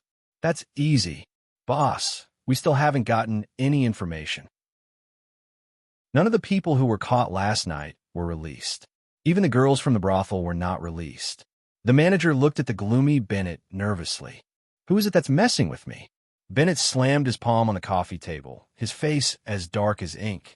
Who could mobilize such a large force from the Grey Temple? He still couldn't figure out when he had provoked such a terrifying enemy. Could it be that Amy's old? It can't be him. Bennett shook his head firmly. Meg wasn't even in the top 100 of his list of enemies. He was just a chef. What right or ability did he have to mobilize the Grey Temple to mess with him? However, since the gambling den and brothel are gone, it seems like I have to do something seriously. Bennett got up and casually picked up the hat at the side. He said in a low voice, I'm going to see Miss Rayner again. The hot pot restaurant can do without her, but the recipe must be. Chapter 1509. Before the barbaric development even started, it was already under strict scrutiny and requirements from the Alternate Worlds Environmental Protection Department. Since he really couldn't win, Meg went to the Buffett Manor again after the lunch service ended.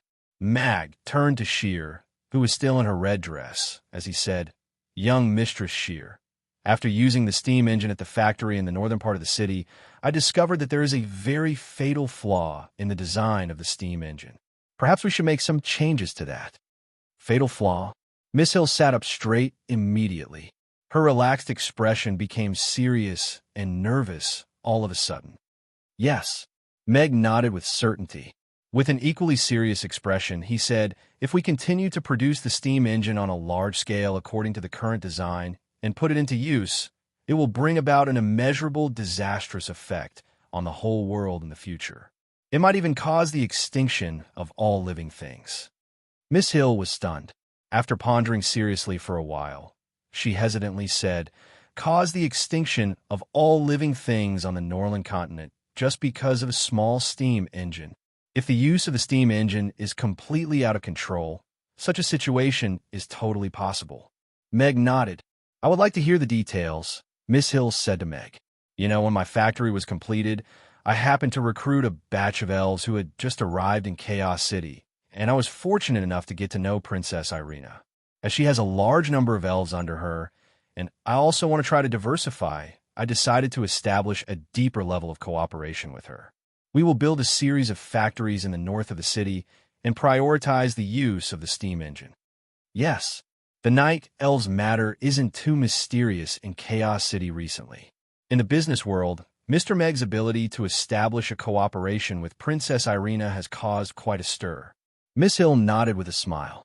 The cooperation between Meg and Irina to build a factory in the north of the city was indeed a hot topic in the business world recently. After all, it was a labor force of over 20,000 nimble elves. Everyone wanted a share of the profits. However, what they didn't expect was that before the invitations and cooperation letters sent out by the various companies received a reply, the news of Irina collaborating with the boss of Mamie Restaurant had already spread. They were going to diversify their cooperation based on the original small textile factory. This move even received the support of the city lord's castle, who allocated a piece of land for the factory at a low price. Although Irina looked a little disheveled when she led the night elves away from the wind forest, but she was Irina, after all, the powerful and legendary elven princess. The Battle of Rodu's Battle in the Rainy Night. Back then, no one believed that she could lead a few hundred night elves to resist Borg and the Wind Forest's encirclement. In the end, she and Alex killed Borg and successfully drove away the Wind Forest's allied forces. Immediately after that, she barged into the Wind Forest's enthronement ceremony single-handedly, triggering a freedom war that shocked the entire continent. She led the captured elves and 20,000 elven slaves to escape from the Wind Forest where their souls were bound. This was Irina. No matter what kind of situation she was in, she was a woman that no one could ignore. Even though she was in Chaos City now, and only had 20,000 weak elven slaves under her, no one dared to say that the Wind Forest would not be hers in the future. As a woman who was also praised, Hill still felt that she couldn't be compared to Irina now. There was a gap between their outlook and the things they did. Hence, establishing a cooperation with her now was a gamble on the future, a chance to cooperate with the elves. Even Buffett Banks was still planning on how to negotiate with Irina, but Meg, who appeared out of nowhere, intercepted them. A restaurant owner who took down Irina and 20,000 elves. The entire business circle of Chaos City was in an uproar once this news was out. After all, in the eyes of those wealthy, well-connected, and powerful merchants, Mag was just a chef who could cook some good dishes. Could it be that he had used his delicious food to trick Princess Irina into marrying him? Hill was indeed a little shocked when she first heard this news, but she soon felt relieved. After all, Meg was the man who invented the steam engine, and he had established a cooperation with Buffett Banks in Chaos City with just a blueprint and a rough prototype. If this news was released, it would probably cause quite a stir. The steam engine was the future. Hill had no doubt about that. Now, Meg was saying that the steam engine would destroy the future of mankind. What did this have to do with Irina? Meg looked at Hill seriously and said, "During the cooperation with Princess Irina, she gave me feedback. The process of burning coal in the steam engine releases a large amount of poisonous gas directly into the air without any treatment. When this poisonous gas accumulates to a certain amount, it will greatly affect the natural environment and cause fatal damage to life forms. Once the steam engine is popularized on a large scale, coal will become the most used energy source in this world. A large amount of poisonous gas will be released into the air. Soon, the world will be filled with poisonous gas released into the air, and the future will be dark." "Is it that serious?" Hill frowned. Thinking back, every time he visited the base, he would have difficulty breathing. It was indeed uncomfortable to breathe in the black smoke in the air. In this regard, Princess Irina's opinion should be authoritative. No one knows nature and life better than she does. Meg shrugged.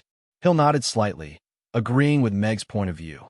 After all, apart from the Elven Queen, Princess Irina was the only elf who was protected by the Tree of Life. Then, how should we deal with this flaw? Hill asked Meg. She wanted the future. She wanted her name to be engraved in the history of the Norland continent. She didn't want to be known as the Devil Unleasher one day in the future. However, she didn't want to give up on the steam engine. This was an invention that could change the situation of the Norland continent. It was also an opportunity for Buffett Banks to step into a new field and become a leader. We need to solve the problem of the poisonous gas release and add technical barriers to the steam engine so that the promotion and development of the steam engine can be orderly. In this way, we can minimize the harm to nature caused by the use of the steam engine. We have to be responsible for the future of this world. Meg took out a blueprint, put it on the table, and gently pushed it in front of Hill. I've already thought of a preliminary solution, but to implement it, I need the cooperation of Miss Hill and the City Lord's castle. Hill picked up the blueprint and looked at it carefully for a while. Her brows furrowed from time to time, and her eyes lit up from time to time. After about 10 minutes, she put down the blueprint in her hand and looked at Meg with admiration. "It is my honor to work with someone like Mr. Meg." Chapter 15:10. The negotiation went unexpectedly smoothly. Meg thought that he would need to use his persuasive skills to convince the world's biggest capitalist to give up the greatest benefits for the world and the future. He didn't expect that he would be able to settle the matter with just a proposal. "Miss Hill's environmental awareness is admirable," Meg said sincerely. "There weren't many capitalists like her in the world. Mr. Meg's sense of responsibility is also admirable." Hill smiled and looked at Meg with admiration. Meg didn't want to continue flattering each other here, and he knew that Sheer must be 100 times busier than him. So, he quickly ended the topic and told Sheer to inform him for the official three-way meeting after she finished communicating with the City Lord's castle. Then, he returned to his restaurant. "Boss, Reyna is missing." Yabamiya came up to Meg as soon as he returned to the restaurant. She looked at him and said, "She's not in the dormitory either. She usually comes to the restaurant to prepare hot pot around this time. Could she have been kidnapped by the people from the tea house?" "I checked the tea house. Reyna isn't inside," Elizabeth said. "Is that guy really that stupid? He actually dared to kidnap her." Meg frowned, and his face turned cold. Meg looked up at his watch. It was already 4 o'clock. He pushed his bicycle out again and said, "I'm going out. If I'm not back by 4:30, the restaurant will be closed for the night." "I'll go with you," Elizabeth said coldly and followed Meg out the door. "We'll go too. Let's save Reyna." Yabamiya, Barbara, and the others also went out the door. They were filled with righteous indignation at the fact that someone dared to kidnap their little friend. "Father, where are you going?" Amy had just returned to the entrance of the restaurant with her little backpack on her back. When she saw Meg and the others preparing to leave, she let go of Crassus's hand and trotted over to greet them curiously. "Amy, why are you back so early today?" Meg looked at Amy in surprise before looking at Crassus. "Mr. Mac, I have something to do today, so I sent little Amy back half an hour early." "I'll take my leave first," Crassus said, and hurriedly left on 2 fireballs. Raina was kidnapped by a bad guy. We're going to save her now. Little Amy, do you want to come with us? Yabamiya asked as she looked at Amy. Then Big Sister Raina must be in great danger right now. Let's hurry and save her. I'm super fierce when it comes to beating bad guys up. Amy nodded with a worried look on her little face. Meg looked at everyone who was filled with righteous indignation and felt a little helpless yet touched. He pondered for a moment and said, "All right, then we'll split up. I'll go and find out where Raina might have been taken to. You guys go and wait below the dormitory and the tea house to see if there's any news. If I receive any news, I'll come back and join you guys." Everyone nodded and followed Meg's instructions. Meg rode off on his bicycle. He had originally planned to act alone, but on second thought, Mia and the others also wanted to express their concern for Raina. Furthermore, with the 8th-tier Frost Dragon Elizabeth around, they could easily take care of the other party. There was no need for him to come up with another excuse. The bicycle stopped at the back door of the Grey Temple. My employee has gone missing. It should have something to do with Bennett Marquis. I hope the Grey Temple can give me an explanation. How did she go missing when there were people watching her? Meg said to Burton with a serious expression. Seems like there's a problem with the people watching her. Burton also frowned when he heard that. He looked at Meg and said, "Don't worry. The Grey Temple will find her very soon and bring her back safely. No need. I just need you to tell me where she is now. We will bring her back ourselves." Meg shook his head. Burton looked at Meg and fell silent for a while.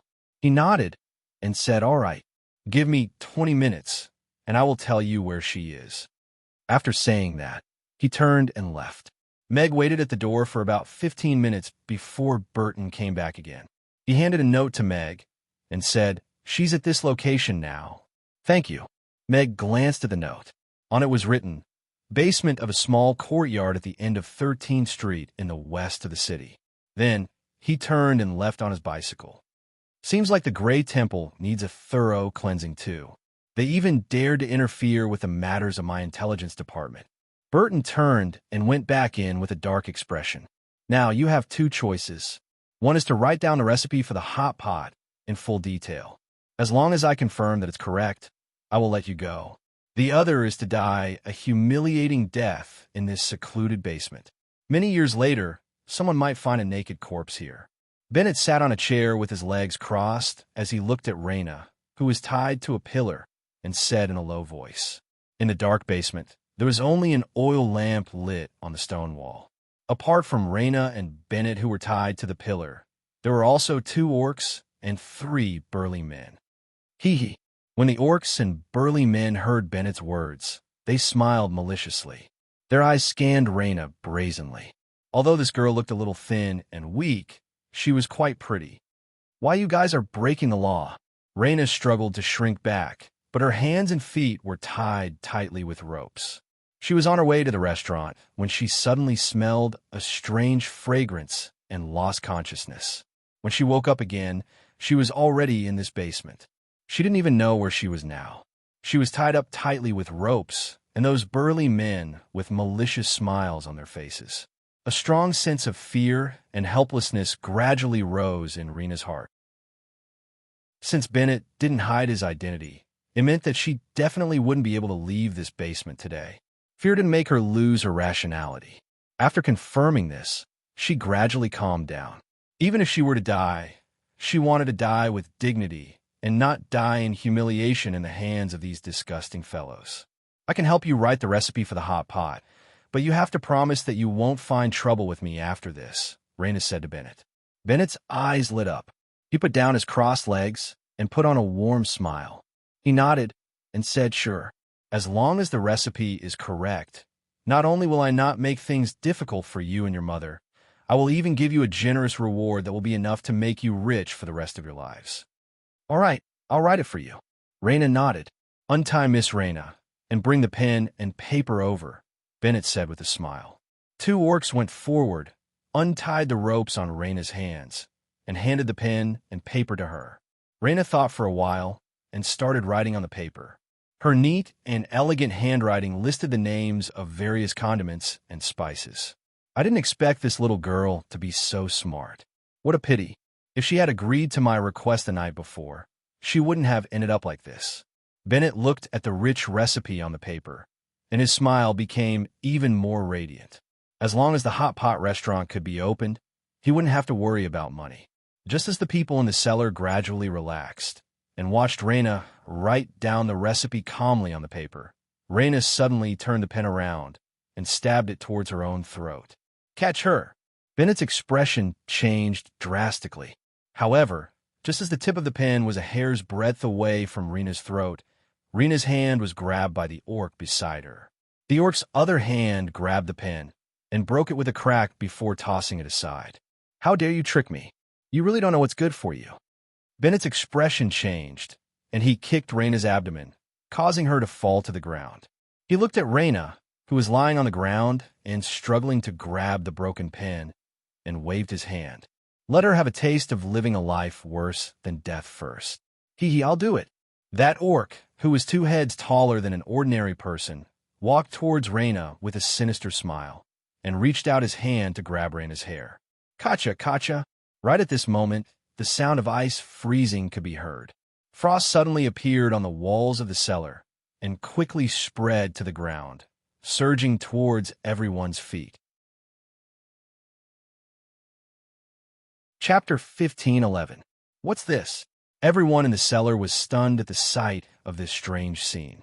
While they were still in a daze, the frost had already spread to their feet and was rapidly spreading upwards. It's ice magic. Someone's here. That orc was the first to react and exclaimed. Bennett was also shocked. He pointed at Raina and said, "Grab her and leave through the secret passage." The orc crushed the frost on his feet, which was not that thick, and reached for Raina's collar with his large hand. However, his movements were much slower. Meanwhile, Bennett was being supported by another orc as he stepped on the ice and walked towards the secret passage that had already been opened. Is someone here to save me? Raina was also stunned. Her eyes immediately lit up, and she instinctively wanted to retreat. Bam! Right at this moment, the stone door of the cellar seemed to have received a heavy blow and suddenly shattered. However, the sky full of rocks froze the moment they flew into the cellar. They were all suspended in mid-air strangely, as if time had been frozen. I'll hit you! At this moment, a fiery red petite figure pierced through the rubble and kicked the orc in the face. The flaming red wheels stepped on that orc's face and instantly emitted a charred smell. The terrifying temperature and power caused that orc's face to contort instantly. His huge body flew backward uncontrollably and crashed into the wall behind him. Amy landed on the ground and looked at Raina, who was sitting on the ground with her hands on her abdomen. She asked with concern, "Big Sister Raina, are you all right?" Amy. Raina looked at Amy, who suddenly appeared in surprise and joy. She could not believe her eyes. Trying to run, Barbara appeared at the cellar door and looked at the few people who were rushing towards the secret passage in a panic. She waved her hand, and the rocks floating in midair all flew towards the secret passage. Before they entered the secret passage, they piled up to form a complete stone door. The orc who was supporting Bennett raised his fist and smashed it against the stone door in front of him. With a shattering sound, he screamed as he held his deformed hand and took 2 steps back. A 7th-tier spatial magic caster. That orc looked at Barbara with a hint of fear in his eyes. With the secret passage blocked, Bennett turned back to look at the ladies who were entering the cellar one after another, as well as Meg, who was protected at the back. The veins on his forehead popped out, and he was secretly shocked. How'd they find this place? He had clearly avoided the Grey Temple's spies and secretly kidnapped Raina, bringing her to this underground cellar that almost no one knew about. What shocked him even more was that all the people present were Mamie's employees, so why was there a 7th-grade spatial magician among them? With such powerful strength and the extremely rare space element, how could she be willing to stay in the restaurant and serve dishes? His 2 most powerful subordinates had been captured in the ambush last night, and the 2 orcs under him were only at the 6th tier. They were completely defenseless against a 7th-tier spatial magic caster. That half-elf girl who looked like she was only 4 or 5 years old also made him shudder with fear. That was a 6th-tier orc, yet he was sent flying by her kick. To have such terrifying strength at such a young age, she had to be the genius that the two great magic casters were fighting over to take in as their disciple. The situation that was originally under his control instantly went out of control. Bennett's expression changed a few times, but he quickly put on a smile as he looked at Meg and smilingly said, "Yo, what brings Mr. Mac here? Today, I'm just inviting, bam." Before Bennett could finish his sentence, Yabamia had already taken out a frying pan from somewhere and smacked it on his face, sending him straight into the stone wall at the side. Is there something he hasn't finished? Yabamia put away the frying pan in his hand and looked at Bennett, who was in a daze from the smack, with a little embarrassment. "It's all right. You did well, Mia." Meg looked at Bennett, who was still in a daze, and walked straight to Raina. He reached out to help her up and concernedly said, "It's all right. We're here. Boss and everyone." Raina looked at Meg and the rest, and her eyes reddened. She had thought that she was going to die of humiliation and despair here today, but she didn't expect Meg and the rest to come at the last moment. Of course, what she didn't expect even more was that everyone was so powerful. Be it Amy, who sent that terrifying orc flying with a kick, Barbara, who could control rocks, or Yabamia, who sent Bennett flying with a frying pan, they were all beyond her imagination. It turned out that the boss didn't lie to her. There really was a powerful restaurant behind her. "She's injured. We don't have any healing-type magic casters here, so we can only do some simple treatment." Elizabeth went forward and looked at Raina's scratched little finger. With a tap of her finger, a stream of water flowed over the scratched skin, and the sand and stones on the wound were removed. "We'll be back soon." Meg handed Raina over to Gina and walked towards Bennett himself. The 2 orcs and 3 burly men shouted as they charged towards Meg.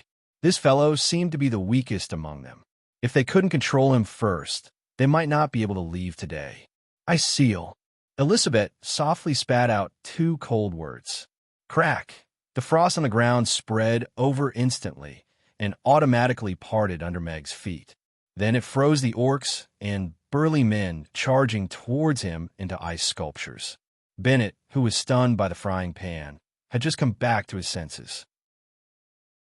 He looked at his subordinates who had turned into ice sculptures, and his expression changed drastically. That Ice Beauty's abilities seemed to be even more terrifying. How many terrifying fellows were hidden in this restaurant? Why were they willing to work for him? I've said it before. Don't touch my people. Otherwise, you'll lose everything, Meg said coldly as he walked in front of Bennett. "Why you can't kill me? I'm Bennett Marquis, the younger brother of the Marquis family's patriarch," Bennett said with a face full of fear. "Useless little brother. You don't know how much that elder brother of yours wishes for you to die." Meg laughed mockingly. Bennett's face was pale. He knew very well that Meg was right. That elder brother of his was just like him. He wished for him to die early every day. Meg lifted his leg and kicked Bennett's crotch. As the sound of a century egg cracking was heard, an extremely tragic cry could be heard from the cellar. "Don't worry, I won't kill you. As a law-abiding citizen, what I want to do is not to send you to meet God, but to let the law punish you." Meg retracted his leg and looked at Bennett, who was curled up on the ground and convulsing in pain. He slowly bent down. "After all, you haven't seen all your precious things being lost with your own eyes." Chapter 15:12. Let's go. The Great Temple will be here soon. Meg turned to hold Amy's hand and walked towards the entrance of the cellar. But Raina, who was being supported by Gina, turned to look at Bennett with fear in her eyes. Would he do the same thing again if they let him go? "Don't worry. The lifetime membership room in the Bot-Eye prison is already open to him. He can only stay in the dark cell until he dies." Meg stopped in his tracks and smiled at Raina. "Raina, you don't have to worry that he will appear again." Raina looked at Meg's gentle smile and felt the uneasiness in her heart disappear. She nodded and said, It's so easy. I only hit him once, and all the bad guys are taken care of." Amy was still unsatisfied. She turned to look at Bennett, who was still groaning on the ground, and said, "Hey, Uncle, you have to work harder next time. Bring more people with you. You don't look powerful at all. It's so disappointing." Bennett looked up at Amy with grief and indignation. Is she even human?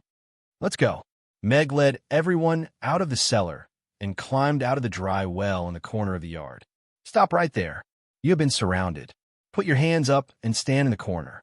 As soon as Meg and the rest came out of the dry well, they heard a stern voice. A group of people wearing the Grey Temple's Inspection Department's uniform surrounded them. The knights' swords were already out of their sheaths, and the magic caster staffs were also aimed at them. They were ready to attack. The leader was a tall and skinny middle-aged man. His gaze paused on Reyna for a while, and he said with a gloomy face, "I am the captain of the Grey Temple's Inspection Department, Blaze. You are suspected of kidnapping, detention, and malicious assault. Please cooperate with the investigation." Meg looked at Blaze with squinted eyes. He had thought that the people waiting outside were here to capture Bennett, but now it seemed that the Grey Temple was not completely united. This so-called captain of the inspection division was probably not one of Borg's men. He smiled and said, "May I know how Lord Blaze determined that we were involved in kidnapping, detaining, and malicious harm? Who did we kidnap? Who was detained? Who did he hurt? Did anyone report it to you?" "You." Blaze choked. He looked at Meg and didn't know what to say. He was also shocked by his stupid teammate, Bennett. He had sent the patrolman away so that he could find a chance to leave. He didn't expect this idiot to attack the shop assistant and kidnap her. The kidnapping was not a big deal. It was just a shop assistant, and he was ready to clean up the mess for him. However, he did not expect that this incident would attract the attention of the intelligence department. The subordinate in charge of handling this matter had been called away and had not returned. That was why he specially brought people over. Before he arrived, he felt a powerful magical wave coming from the cellar. Then, he met Meg and the rest who came out of the cellar. Needless to say, he had already guessed what had happened down there. While he was surprised that the restaurant owner could find such powerful helpers, he also decided to bite back at Meg and the rest. Otherwise, once Bennett was captured by the intelligence department, he would not be able to hide with their interrogation methods. Blaze quickly regained his composure and sternly said, "We receive a report that the owner of Ben Tea House, Bennett, had gone missing. Before this, the shop assistant had heard you threatening him. Meg and your men from Amy's, I am warning you now. All of you, stand against the wall and surrender yourselves. If you dare to defy the law, we will take measures against you. You, bring a team down to take a look." Blaze waved his hand at the same time, and a team of 5 went down to the cellar. "No, it's not like that. He kidnapped me. Boss and the rest are here to save me. It's not like what you're saying," Reyna said anxiously. She was so aggrieved that tears were welling up in her eyes. Wasn't the Grey Temple the guardian of Chaos City? Why would they accuse and accuse others? "Madam, you have the right to remain silent. However, everything you say now will be used as evidence in court. If you're suspected of slander, you will be charged even more." Blaze glanced at Reyna coldly. "Don't worry. They can't stop us if we want to leave." Elizabeth stood in front of Reyna and also looked at Blaze coldly. Her frosty aura made Blaze look away instinctively. It was the 8th tier ice-type magic wave that she had released earlier. Not long after, the Grey Temple's inspectors crawled out of the cellar with a pale Bennett and 5 ice sculptures. "Help! Help! I was kidnapped by them. They killed my subordinates and even wanted to kill me." Bennett's face was pale as he pointed at Meg weakly. He gritted his teeth and said, "She is the leader." Blaze's lips curled up slightly. He waved his hand at Meg and the rest and said, "Arrest them. Father, are these people baddies too? I remember that they are people who maintain order." Amy went closer to Meg. She was a little puzzled, but also a little eager. "Perhaps." Meg smiled mockingly. If he had a mind to condemn someone, he would easily find a pretext. This inspector was obviously on Bennett's side. Since that was the case, there was no need for him to have any illusions about them. However, Meg wasn't too worried about that. Although there were more than 30 people on the other side, and this Inspector Blaze was an 8th tier knight and a few 7th tier magic casters, they would still be able to crush them if they really fought. As for how to deal with them after the fight, that was up to them. Then, do we kill them directly, or do we go through the procedures? Amy continued to ask. We are law-abiding citizens, after all. Let's go through the procedures, Meg said with a smile. Amy nodded, and then took a step forward. She pointed her wand at them, and said, I am Amy's little boss, the disciple of the Lord of Ice and the Lord of Fire, and a magic caster's apprentice from Chaos School. Now, I am warning you to give up resisting and surrender. Otherwise, I will destroy you on behalf of the moon. Although I don't know why the moon wants to destroy you, I agree on behalf of the moon, Barbara added. Little fellow, being overconfident is not a good thing. Even the Lord of Ice and the Lord of Fire have to abide by the laws and rules in Chaos City. They still have to kneel in front of the Gray Temple. And if you resist the Gray Temple, you will pay a terrible price. Blaze sneered. It would be great if they resisted.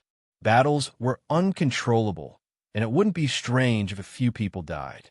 You should say that in front of my master. Really, Amy suggested seriously.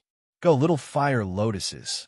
Amy threw out 10 odd glass bottles containing 2 colored fire lotuses from the space in her magic caster's staff and flew them towards Blaze.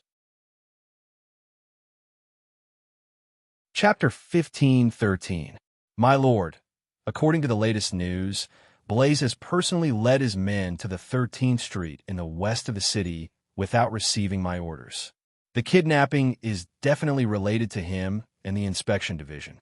The confession of the guy in the inspection division also proves that Blaze and Bennett have always maintained a very close relationship, Burton said quickly as he handed an urgent letter to Roland.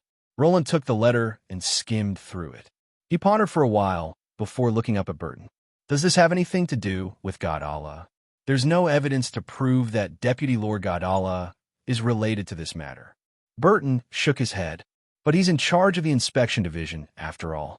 Roland put down his hand and instructed Burton, bring some men to settle this matter. Don't alarm Crassus and Julian. It'll be very troublesome if they take action. Bring Blaze back and find out how many other people are related to this matter. Yes. Burton nodded and turned to leave quickly. Tap, tap, tap. Roland tapped his finger on the table lightly, as if he was thinking seriously about something. After a while, he slowly stood up and walked towards the door. God Allah, you'd better not disappoint me. Explode little fire lotus. As Amy's childish voice rang out, the 2 colored fire lotus in the small bottle she threw out exploded instantly. Blaze, who was originally relaxed, had a slight change in expression. He slashed forward with his long sword and split open a fireball that was coming straight at him. At the same time, he retreated a few meters to avoid the tongues of fire that were coming at him.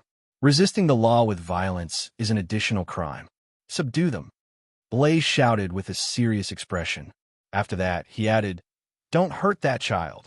Although he said that he was not afraid, he was still unwilling to bear the wrath of the Lord of Ice and the Lord of Fire. After all, those 2 were really big shots. Even the Lord of the Holy Temple would have a headache when he saw them. How would he dare to provoke them? The people of the Gray Temple heard him and attacked Meg and the rest. The knights charged forward, and the magic casters also unleashed the spells that they had been storing up for a long time, smashing towards them. Frost Domain. Elizabeth took a step forward and said softly in a cold voice. The temperature in the small courtyard plummeted in an instant, and an icy blue protective barrier appeared around the group, blocking all the magic attacks. Elizabeth raised her hand. Frost rose from the feet of the charging knights and quickly spread towards their bodies. In the blink of an eye, they were frozen along with their terrified faces. I respect Chaos City's laws and rules because they bring dignity and safety to the weak. However, it would be too ironic if the law enforcers were a bunch of scum. While Elizabeth walked out of the protective shield and walked towards Blaze step by step, her eyes were filled with disappointment. Damn it, Blaze's expression changed. This woman's power had exceeded his expectations. He lowered his head and looked at the frozen ground beneath his feet. His eyelids twitched. As a grade 8 knight, he clearly knew what it meant to step into the opponent's domain. Space-type giant dragons were really difficult to deal with. If I'm not wrong, you should be the Frost Dragon Princess Elizabeth. If you don't want the Frost Dragon tribe to become enemies with Chaos City, you'd better face up to what you're doing now and see if you've crossed the bottom line of the Grey Temple in Chaos City. Blaze said sternly. Everything you've done has crossed my bottom line, Elizabeth said coldly. Elizabeth said in a cold voice. She took a step forward and her figure suddenly disappeared. When she reappeared, her right hand, which was covered in frost dragon scales, had already punched Blaze's face. Bam! With a dull thud, Blaze was sent flying. His long sword made a 5-meter-long trench on the wall before he managed to stop himself. However, before he could regain his balance, a leg covered in dragon scales appeared from the space and kicked him in the stomach, sending him flying again. In the Frost Domain, Elizabeth appeared and disappeared unpredictably. She was trampling on Blaze like a god. The crowd, who had been prepared for a fierce battle, watched this scene with their mouths agape and eyes wide open. Their faces were filled with shock. Big Sister Elizabeth is so powerful. Connie swallowed her saliva. She suddenly felt that the assassination that she was so proud of paled in comparison. Big Sister is so powerful. Yabamiya was also shocked. Although she always knew that Elizabeth was very powerful, she didn't expect her to be so powerful. Sigh, I'm not going to get a share of this baddie again. Amy sighed with a little resentment. She began to make small fireballs secretly and threw one at Blaze from time to time. Is the domain really so powerful? Meg was also a little surprised when he saw this scene. They were both 8th tier knights, but an 8th tier knight was pressed to the ground in Elizabeth's Frost Domain without any resistance. The Frost Dragon tribe's royal innate ability was indeed amazing. Of course, the domain was not unbreakable. As long as your sword was fast enough and you were powerful enough, any domain could be split open with a sword. Just like Alex in the past, he split open Rankster's Frost Domain, which was known as the strongest domain, and then cut that dragon down from its altar. However, since Elizabeth could solve the problem alone, Meg was naturally very happy. He might cause some unnecessary trouble if he made a move. Of course, he wouldn't make a move if he could help it. Blaze was beaten into a pig's head in the Frost Domain. He was kicked into the ice with a look of grief and indignation. Only half of his body was exposed outside. Frost quickly covered him, and he was frozen into an ice sculpture. Elizabeth landed on the ground lightly. She raised her hand, and the Frost Domain disappeared instantly. All that was left was an ice sculpture in the yard. Bennett, who was in the ice sculpture, was stunned. He still couldn't believe what he had seen. These fellows even dared to mess with the Grey Temple. Burton had just arrived with the people from the intelligence department. He had a strange expression on his face when he saw this scene. You're also on the same side? Elizabeth turned to look at Burton. She could sense a dangerous aura from this human. This was a powerhouse whose strength exceeded the 9th tier. He was even more powerful than Fox. It's a misunderstanding, a misunderstanding. Burton hurriedly waved his hand. He looked at Meg and said, Mr. Mack, we heard that someone has kidnapped your restaurant's employees. We're here to rescue them. This is different from what we heard just now. After all, 5 minutes ago, we were still robbers who kidnapped a wealthy merchant. We're being interrogated strictly by the Grey Temple's inspection department. Meg looked at Burton with a half-smile. Chapter 15:14. The atmosphere in the small courtyard was a little awkward. The people from the intelligence department who came with Bolton more or less knew the inside story. They looked at Blaze and the rest with disdain. Burton glanced at Blaze and Bennett, who had been frozen into ice sculptures, and narrowed his eyes slightly. He really spared no effort in tarnishing the Grey Temple's integrity and dignity. I'm sorry, everyone. The Grey Temple will definitely give you an explanation on this matter. I promise that the Grey Temple will deal with the problematic personnel seriously and bring the real culprit to justice, Bolton said to Meg and the rest seriously. Meg looked at Bolton with a serious expression and said, I hope the same thing won't happen again. After all, the citizens of Chaos City rely on the Grey Temple to enforce the law and protect them. If we can't even trust the Great Temple, then the system that Chaos City is so proud of will not be far from collapse. I have already reported this matter to the Lord. Everyone involved will be severely punished to ensure the Great Temple's reputation and reputation. Bolton nodded. Judging from how much the Lord valued Meg was definitely not an ordinary restaurant owner. Furthermore, what he said was exactly what he was worried about. Elizabeth, leave the scene to them, Meg said to Elizabeth's back. Elizabeth hesitated for a while, but still put down her hand. The cold air and the surroundings disappeared instantly, but those ice sculptures did not thaw. Burton heaved a sigh of relief in his heart. His gaze lingered on Rena for a while, and he saw her clutching her abdomen. He then said, "Medic, treat this injured lady." Yes. A female magic caster came forward to check on Rena's injuries before chanting a spell.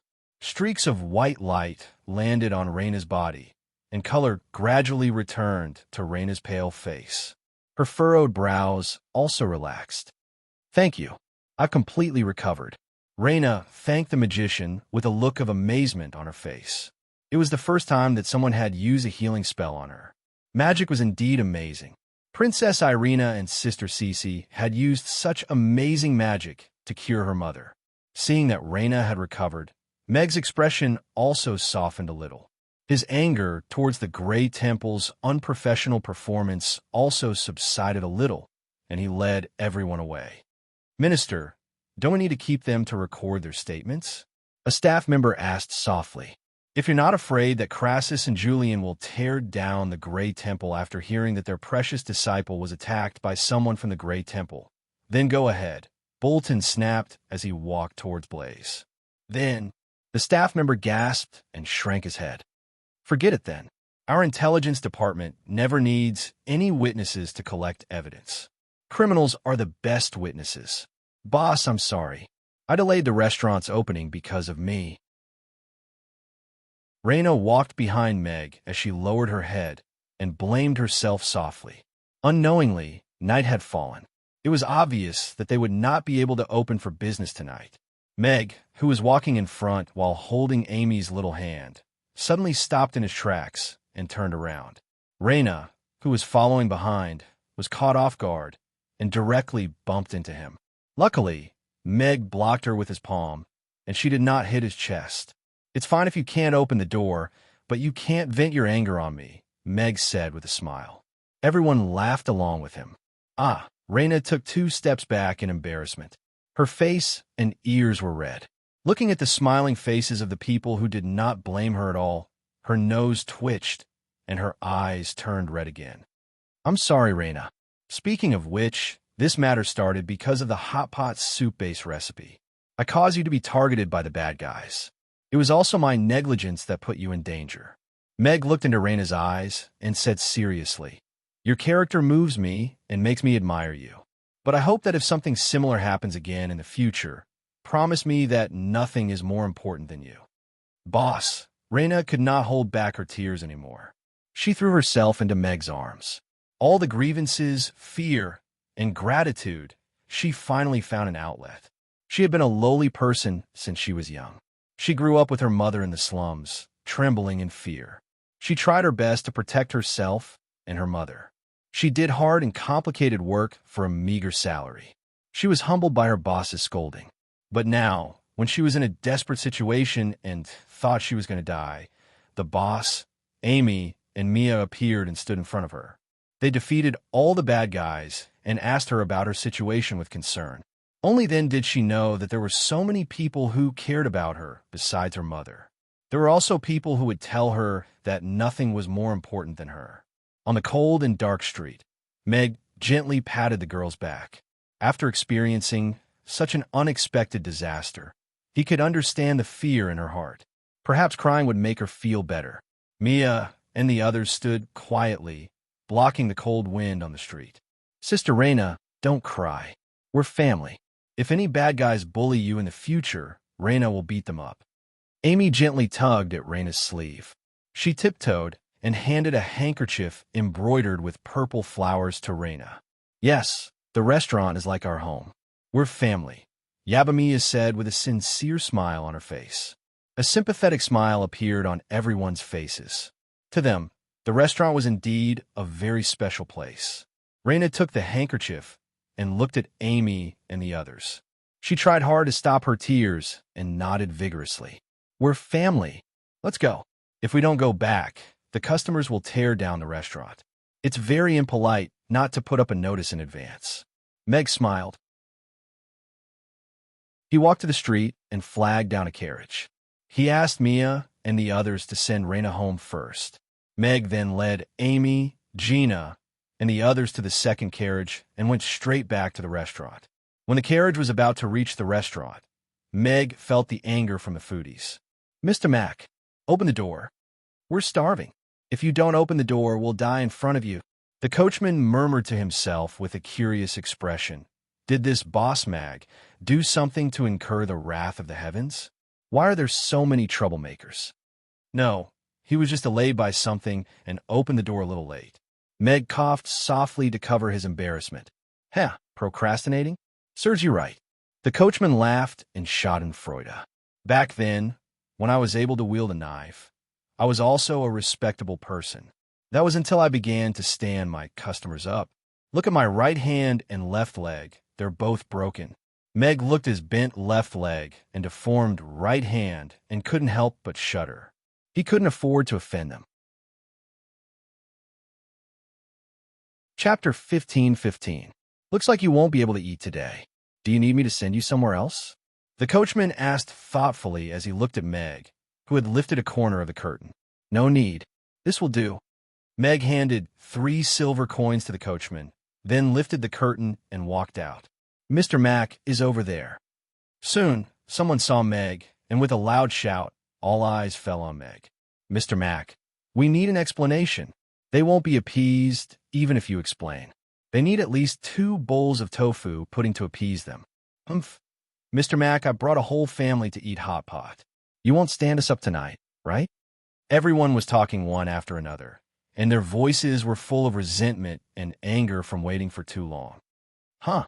The coachman looked at Meg in surprise. He didn't expect this situation. Actually, Meg looked at the agitated customers and tried to explain the situation. All right, you don't have to say anymore. Just go and cook. A muscular maiden standing in the front row waved her hand and interrupted Meg. Yes, yes, yes. Hurry up and cook. The customers all agreed, and they couldn't wait to carry him into the restaurant. Meg couldn't refuse their kindness, and he really couldn't announce that the restaurant was closed for the night.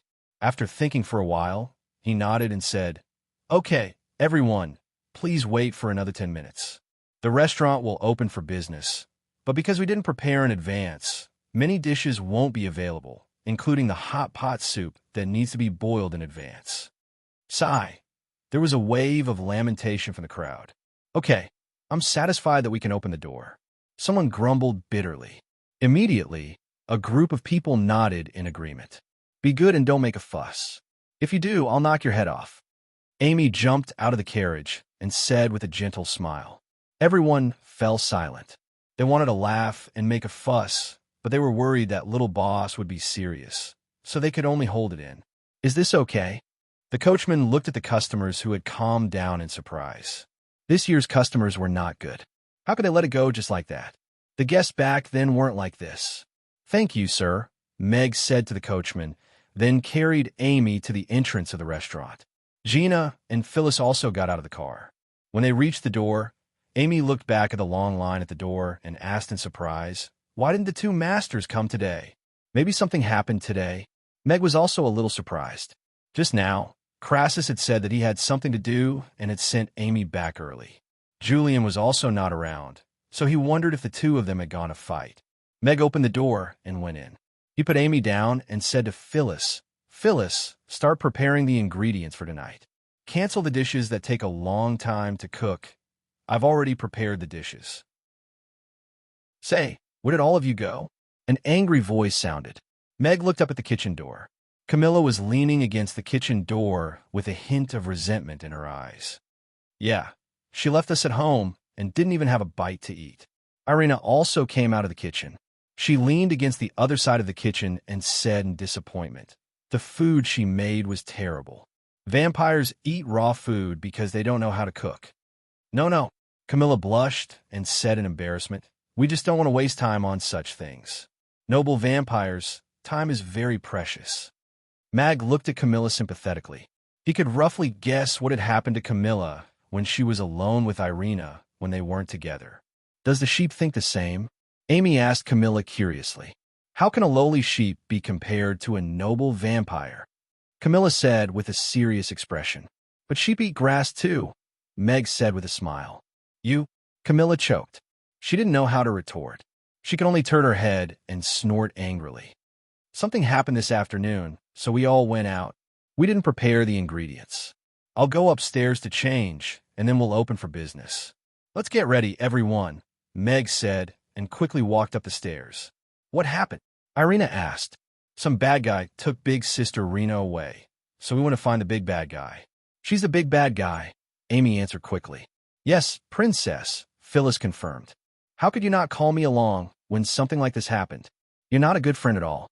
Irina sighed. Chaos City is too peaceful. There isn't even any big news. The situation was urgent, so we didn't have time to inform everyone. Meg changed into a chef's uniform and went downstairs. He looked at Irina and said, moreover, the opponent was too weak. We promised not to use you first. All right, Irina pursed her lips. She quickly became interested again and asked, then, when are we going to the Twilight Forest to stir up trouble? Come to think of it, we should be setting off the day after tomorrow. Meg thought for a while. Very good. Irina nodded. She walked up the stairs and said, I'll go upstairs to rest for a while. All right, princess. I'll send your dinner up later, Phyllis said very consciously. Irina stopped in her tracks and thought for a while. She turned back and said, steak, medium well. All right. Meg and Phyllis answered almost at the same time. The corners of Irina's mouth curled up slightly, and she went upstairs. After Irina disappeared at the top of the stairs, Camilla looked at Meg and said, I want to eat steak, medium well too. All right, I'll fry the skin for you. Meg walked into the kitchen, took out 2 steaks from the fridge, and began to fry them. I didn't expect Blaze to do such a thing behind my back. A middle-aged elf with long blonde hair looked at Roland in shock. After a while, he lowered his head and said, Lord, Godalla was not strict with the inspection division. He didn't investigate the problem with his subordinates in time. I am guilty. Roland stared at Godalla with a deep gaze. After a moment of silence, he said, the inspection division's problem is very serious. As the deputy lord in charge, you can't absolve yourself from the blame. The Grey Temple is the law enforcer and represents the authority of Chaos City. It carries the trust of Chaos City's residents. If news of such a parasite in the Grey Temple spreads, it will be a serious blow to the Grey Temple's authority. From today onwards, you are no longer in charge of the inspection division. The reserve division is currently unmanned. You will be in charge for a while. I will follow your arrangements, Godalla answered with his head lowered. A cold glint flashed across his eyes, but his expression didn't change. The Grey Temple was set up to better protect and serve Chaos City's residents, and not to be above everyone. This is the Grey Temple's first principle. Do you still remember? Roland asked Godalla. Godalla hesitated for a moment, and then nodded. I remember. Good. Roland turned to leave. Chapter 15-16. Amy's open for business in a hurry. Fortunately, Yabamiya and the rest returned to the restaurant almost immediately and quickly got back to work to keep the restaurant open. How's Rena doing? Meg asked Mia. Rena should be a little shocked, but she has already calmed down. We sent her back to the dormitory, and her mother will take care of her. Then, we will return to the restaurant, Mia said. Okay, that's good. Meg nodded. Rena would not be able to digest what had happened today, so it would be better to let her mother take care of her. As there was no hot pot or many dishes, the restaurant's ability to serve customers was greatly reduced. Unexpectedly, the customers did not complain too much. Instead, they began to try some dishes that they had not tried before and discovered all kinds of new delicacies. Well, this batch of customers is very qualified. Meg nodded with satisfaction. The 6 wok in his hand were stirring up fried rice and steaks, and the delicious dishes were continuously served out of the kitchen. Karen sat by the bed and gently hugged Raina as she asked gently, "My child, tell mother what happened today." "Nothing much. I just met a little bad guy, but the boss and the colleagues in the restaurant helped me settle it." Raina shook her head and gently rested her head on her mother's lap. She closed her eyes and felt the warm touch on her neck and the back of her head. "Is it related to that expensive gift the day before yesterday?" Karen's lowered her head to look at Raina and asked softly. She looked a little uneasy. Raina looked a little strange when she came back last night. "Yes." Raina nodded gently and opened her eyes to look at her mother with a smile on her face. "He's just a useless bastard. The Great Temple has already arrested him, and the boss said that he will never be able to come out in this lifetime. We don't have to worry about him doing anything bad again." "Good. It's good that they have arrested him." Karen's was pleasantly surprised when she heard this. She had been in a trance the whole day.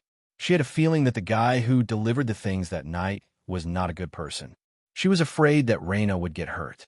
"Yes, the boss and my colleagues in the restaurant protected me. We don't have to worry anymore because the restaurant is really very powerful." Raina nodded and sat up. She looked at Karen's with a serious expression and said, "I will also become stronger so that I can protect my mother." "Silly child. As long as you can protect yourself, that's my biggest wish." Karen smiled and patted her head with a comforting expression. "By the way, boss said yesterday that he has officially appointed me as the manager of the designated hot pot area. I'll be in charge of everything in Mamie's fire pot area. He also raised my monthly salary to 20,000 copper coins a month," Raina said with a smile. 20,000 copper coins. Karen's voice suddenly rose a few octaves. She looked at Raina in disbelief and said, "So much money every month?" "Yes, boss gave everyone a raise.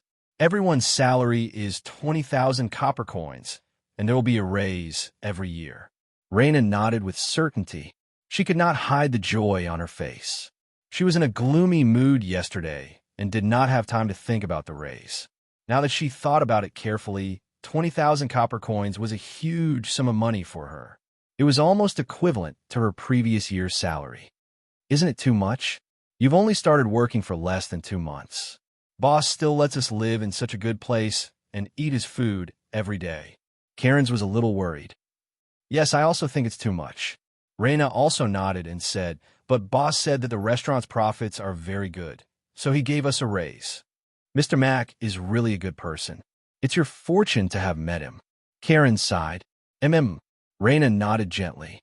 Her ears turned red when she thought about how she actually cried in boss's arms just now. "Good person card +1. Meg listened to the notification sound in his mind in bewilderment. This was not even as pleasant as receiving 3 yuan from Alipay. However, he had to admit that he was indeed a good person. "Come, give his super insanely spicy grilled fish to that orc who is flirting over there." Meg passed a freshly cooked grilled fish to Mia with a smile. "I'm going out for a while. I might be back late." Irina appeared in the kitchen, put down the empty plate of steak, and then disappeared quickly. Before Meg could ask, she was already gone. He could not help but grumble. What are you going to do in the middle of the night? 150 kilometers to the west of Chaos City was a place called the Thunderstorm Mountains. There was a dense forest there, and magic beasts were everywhere. There were very few people there. The most amazing thing was that there were rumbles of thunder all year round. Lightning would strike down trees and rocks from time to time. The lightning elements were extremely violent, hence the name Thunderstorm Mountains. After winter, the Thunderstorm Mountains were covered in snow. The sound of thunder lessened, and there was a short period of silence. Right now, in the depths of the mountains, there was a huge crater with a diameter of over 500 meters and a depth of tens of meters. The trees around the crater seemed to have been struck by lightning and were all charred black. And right in the middle of the crater, there was a dark crater with a diameter of about 2 meters. It was bottomless, and even the moonlight seemed to have been swallowed up. At this moment, there were 2 figures standing in front of the deep pit, looking in. "Old Ice, can you tell what this is?" I seem to have sensed the aura of an evil spirit. Krasu threw a fireball into the deep pit. The fireball kept falling until it disappeared completely, but the bottom was still nowhere to be seen. Julian, who was standing beside the crater, had already closed his eyes. He pointed his finger into the crater, and frost started to solidify at the entrance of the crater and spread down the wall rapidly. About 3 minutes later, Julian suddenly opened his eyes and retracted his finger. At the same time, he took 3 steps back. Did you scare yourself? Krasu looked at Urian suspiciously, and then poked his head into the pit to take a look. Boom! An explosion sounded from the crater, and a powerful black airflow swept countless icicles and ice shards out of the crater. Holy shit! Crassus also jumped back quickly. He looked at the icicles that were swept up into the sky by the black airflow and exploded into ice shards. He said angrily, "Old ice, you did this on purpose, didn't you? It's the aura of an evil spirit. I'm afraid that the evil spirit sealed under the Thunderstorm Mountains has already broken a part of the seal. That's why it's able to release its aura to attract its subordinates and descendants," Urian said in a hoarse voice. Krasu spat on the ground and looked at the lingering black airflow in the sky with annoyance. These immortal old things are really annoying. Chapter 15-17. Once the evil god is unsealed, it will bring harm to the world. It will cause great suffering and even destroy the Norland continent. Urian looked up at the air current in the sky and raised a hand toward the sky. Frost quickly formed an ice ball, which froze the air current. The ice ball then landed at the entrance of the crater, and layers of ice quickly formed, instantly sealing the entrance of the crater. Your seal can only prevent its aura from leaking out for a month at most. Once it controls other people or attracts believers of the evil god, it will probably be able to escape very quickly. Krasu glanced at the ice ball that sealed the deep pit, and his expression turned grave. He shook his head and said, "Your seal can only prevent its aura from leaking out for a month at most. It's better than doing nothing." Julian retracted his hand and coughed loudly. Crassus pursed his lips, and a ball of fire surrounded him. He rubbed his hands and said, "Regarding the legend of the evil god, we only got half of a parchment from the cannibals 100 years ago. I didn't expect it to be true. This aura is indeed a little evil. The cannibals were bewitched by the evil god. That's why they became bloodthirsty and cruel. They had already lost their rationality and were living on their twisted instincts. That's why we wiped them out." Julian waved his hand gently and flattened the 500-meter-deep pit. Snow covered it, and other than the lack of trees, it didn't seem any different from before. What exactly happened in ancient times? No one knows how many gods are sealed and in hibernation in this world. But I'm afraid our power alone is far from enough to fight them, Julian said. The wrinkles on his face seemed to have deepened. I have a different idea. Fighting with the evil god. Just thinking about it makes me excited. Why don't we go down this pit and take a look? Let's see what the sealed evil god looks like and if it's really that powerful. Crassus chuckled. Sure, bring me along. I also want to see what these so-called gods look like. A white figure suddenly appeared on the snowy ground. She smiled at Crassus and said, "I'll be in charge of digging." No. Don't be serious, madam. I'm just saying. Crassus quickly stopped Irina, but he quickly reacted and looked at her in surprise. Why are you here? If you can sense it, why can't I? My spiritual power is only slightly weaker than that old man Julian's, but it's much stronger than yours. Irina pursed her lips in a matter-of-fact manner. That's true. Crassus scratched his head, speechless. Is the evil god really sealed underneath? Irina asked curiously. She was not in a hurry to break the ice. The residual aura in the air gave her a familiar feeling. She had encountered such a mysterious aura twice before.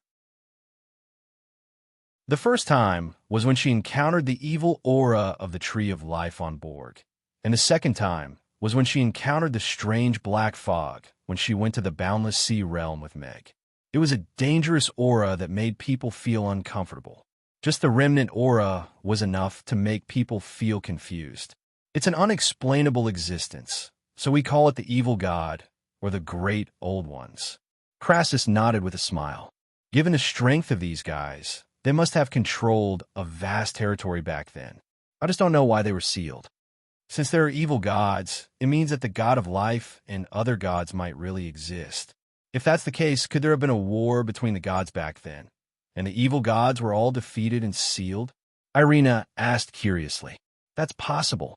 After all, other than gods, I really can't think of anyone who could seal them. Julian nodded in agreement with Irina's deduction. After saying so much, why don't we go down and see for ourselves? I want to see what the evil god looks like, and whether it's really invincible. Irina was eager to try again.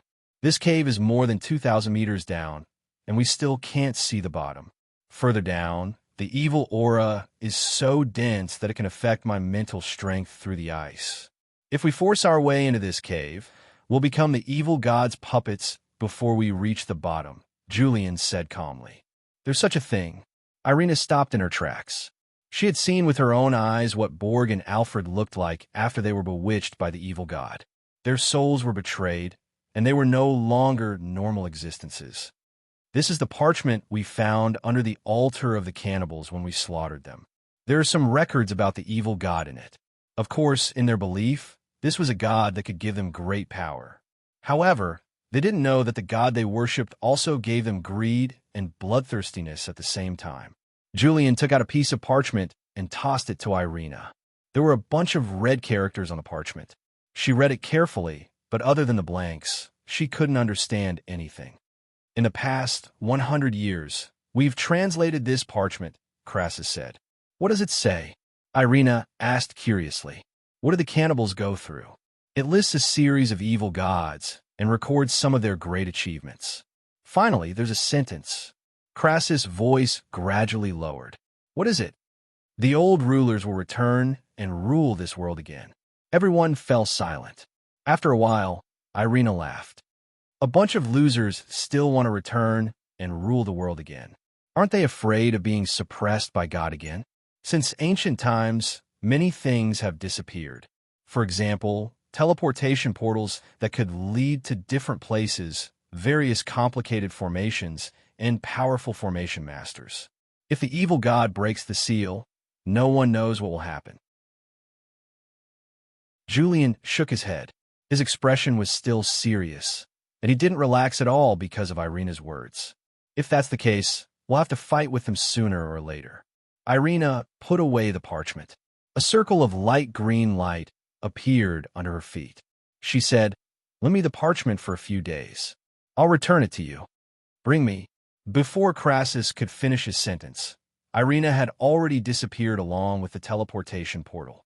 I don't want to share a flying mount with this old man. Crassus looked at Julian with disdain. You can fly back yourself. Julian stretched out his hand to summon a snow-white eagle. He jumped onto the eagle's back. Why should I fly back when there's a free flying mount? I'm not flying. Crassus snorted and jumped onto the eagle's back. The old rulers really exist. Meg looked at the parchment that Irina brought back with a strange expression. Chapter 15:18. You know about the great old ones? Irina looked at Meg in surprise as well.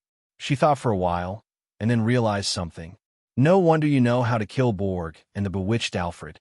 I only saw some related records in an ancient parchment book by chance. I thought it was just a haphazardly written history. I didn't expect them to really exist. Meg rubbed his nose. He really didn't expect the Cthulhu mythos to really exist in this world.